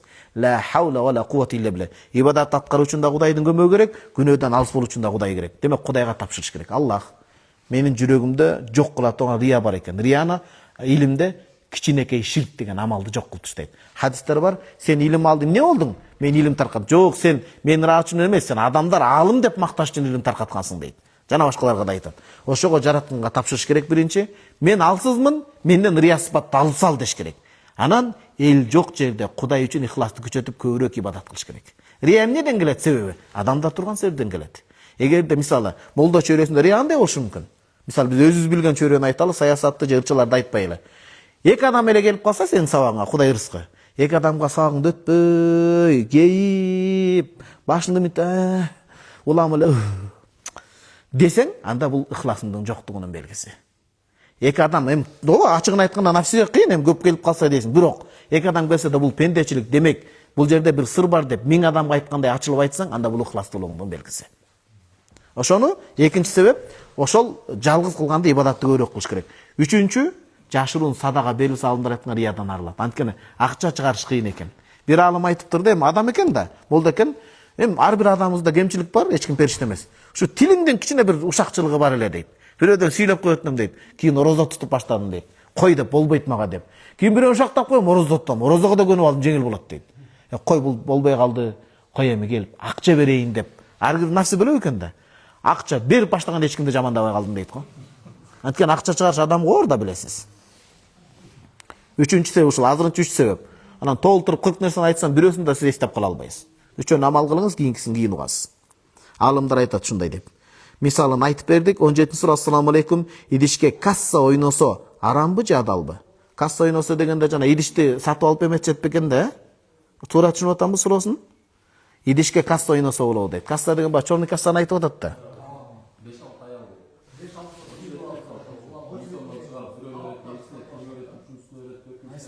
Ай сайын. Негизи муну эч ким арам дебейт, бирок жакшы эмес дегендер бар. Эмнеге десе, эгерде күйөөлөрдүн кызматын кылып, анан уруксат сурап, анан бир убакта барып келсе, түндүр окумга чейин калса, анда бир жөн. Гап деген нерсе чыккан азыр. Геп эмес, гап дейт махражыч. Ошондой гап болуп, черный касса болуп кетет. Аты эле черный деп айтып турбайбы? Black депчи, black cash деп. Эгер англисче туура айтсак. Ошентип тамаша эмес го, бирок мындай да. Кээ бир черный касса өткөрөм деп күйөөсү менен ажырашып кеткен аялдардын суроосун окугам. Мага сабак болуш үчүн айткан да. Элге айтып коюңуз ушуну суроого жоопто деп. Ушинтип күйөө менен ажырап калдым дейт. Барам деп чатак кылып отуруп. Жоопту көбөйтүп ийбейли, тоготер жооп. Күйөөңүз уруксат берип атса, балдардын тарбиясы калбай атса, 1 саатка кетип 10 саатка созулуп кетпесе, элестетиңиз. Ошондой шарттар менен кылбайм, арасында эс алуу максатта ойносоңуз болушу мүмкүн, анда дагы. Бирок акча инфляция ойноп кете тургандай эмес. Өзгөрбөй турган бир нерсеге байлап коюш керек. Бул жана эркектер футболго акча тигип ойногондой эле да. Мындай кылсак болобу, мындай кылсак болобу. Ошо акча тикпей эле ойногулачы. Шариатка тууралган күндө да ырчатак чыгып кетет экен. Акча жаман экен да. Бутун сындырып коюшат экен. Ассаламу алейкум. 18-сура. Ассаламу алейкум. Кандайсыз? Жума намазды кантип окулат? Айтып коюңузчу. Биринчи сүннөт окулгандан кийин андан соң жамаат менен окулган намазга эмне ниет кылынат? Кийин 4 рекеттин эмне ниет кылынат?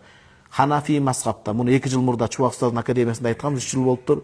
Кээ бирлер бидаат дейт, алардын айтканын өзү бидаат болот. Илимде күчтүү далилдер бар. Жума 2 рекет парз, андан алдын 4 рекет сүннөт окулат, андан кийин дагы 4 рекет сүннөт окулат. Бул боюнча кенен далилдерди алып келгенбиз, сахабалардан баштап аалымдарга чейин. 2 рекет деген окулат деген сөз бар, бирок ал 4 рекет сүннөттөн кийин окулунат. Кээ бирлер ушинтип катага чыгара берет да. Жумага эртерээк келесиз, усул алып келесиз жума намазы үчүн. Эртерээк келип биринчи сапка отурасыз, жуманын тартиби кечиресиздер. Бул аябай суранып атат. Анан адамдар менен сүйлөшпөйсүз. Жума күнү алгачкы келген адамга төө садака чыгаргандай сооп берилет. Анан имам хутба кылып атканда өзгөчө жаныңдагы адам унчукма десеңиз да сооптон калып кетесиз дейт. Усулду аласыз, эртерээк мешитке келип отурасыз, макрух болсо мешит акысын окуйсуз 2 рекет нафил, анан салават айтасыз жума күнү.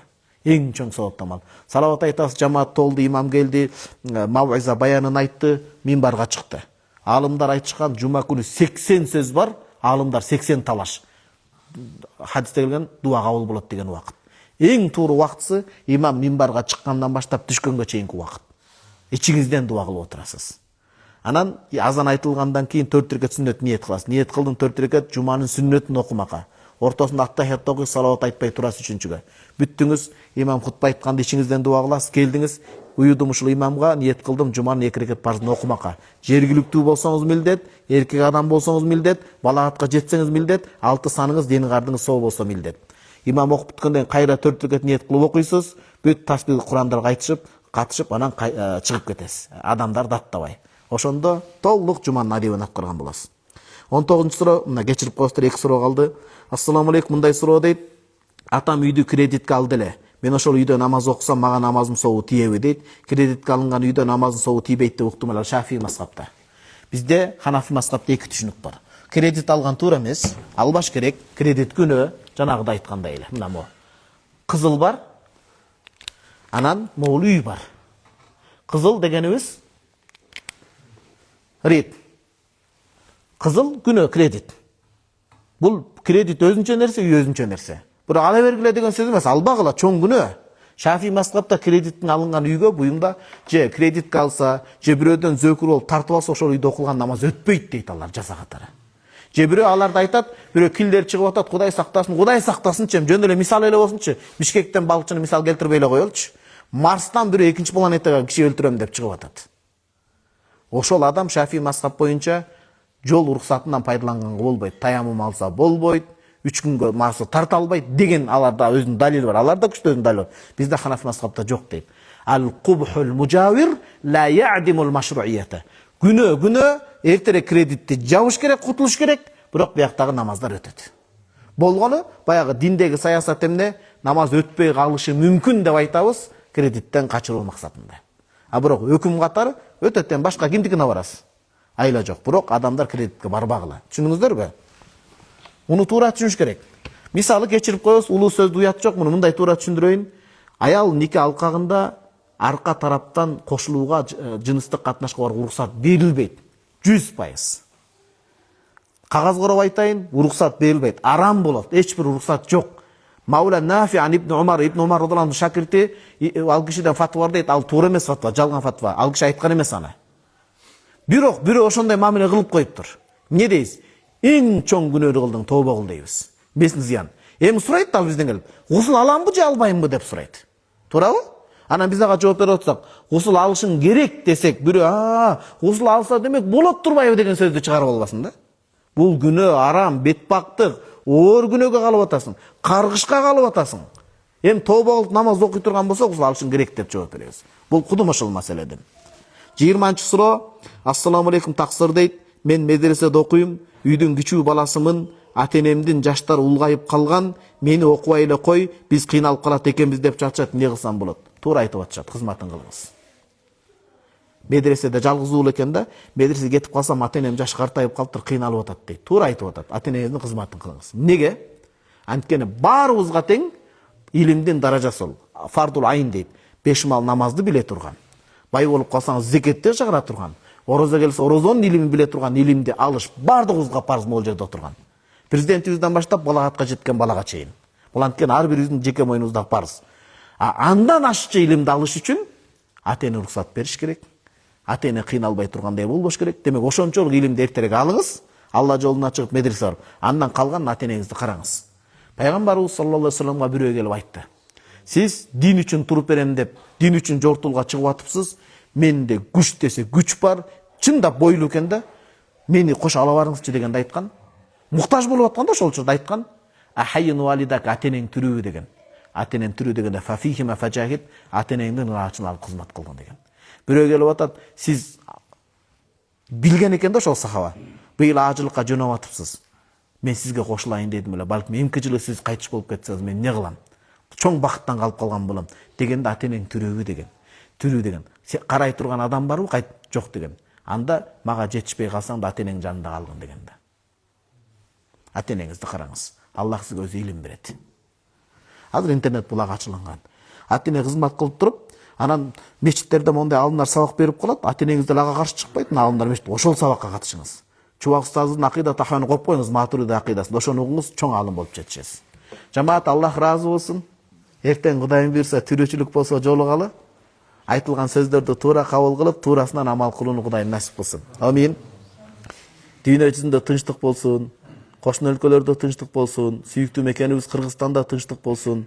Имандын көрөңгөсүндө, көлөкөсүндө өнүп өсүү болсун. Ажобуздан Аллахым разы болсун, күч берсин. Жанына Кудайым буйрса жакшы адамдар топтосун Кудай таалам.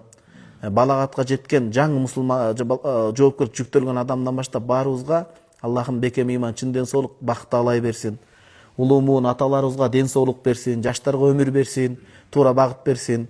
Аллах таалам баарыбыздан разы болсун, жамаат. Күнөөлөрүбүздү кечирсин. Бирөөгө шерменде болуудан, жүз кара болуудан Кудайым өзү сактасын. Allahümme acirna min khizyid dunya ve azabil ahire. Allahümme amin rawatina wastir avratina. Rabbana atina fid dunya hasana ve fil ahireti hasana ve qina azaban nar. Cemaat razı olunuzlar.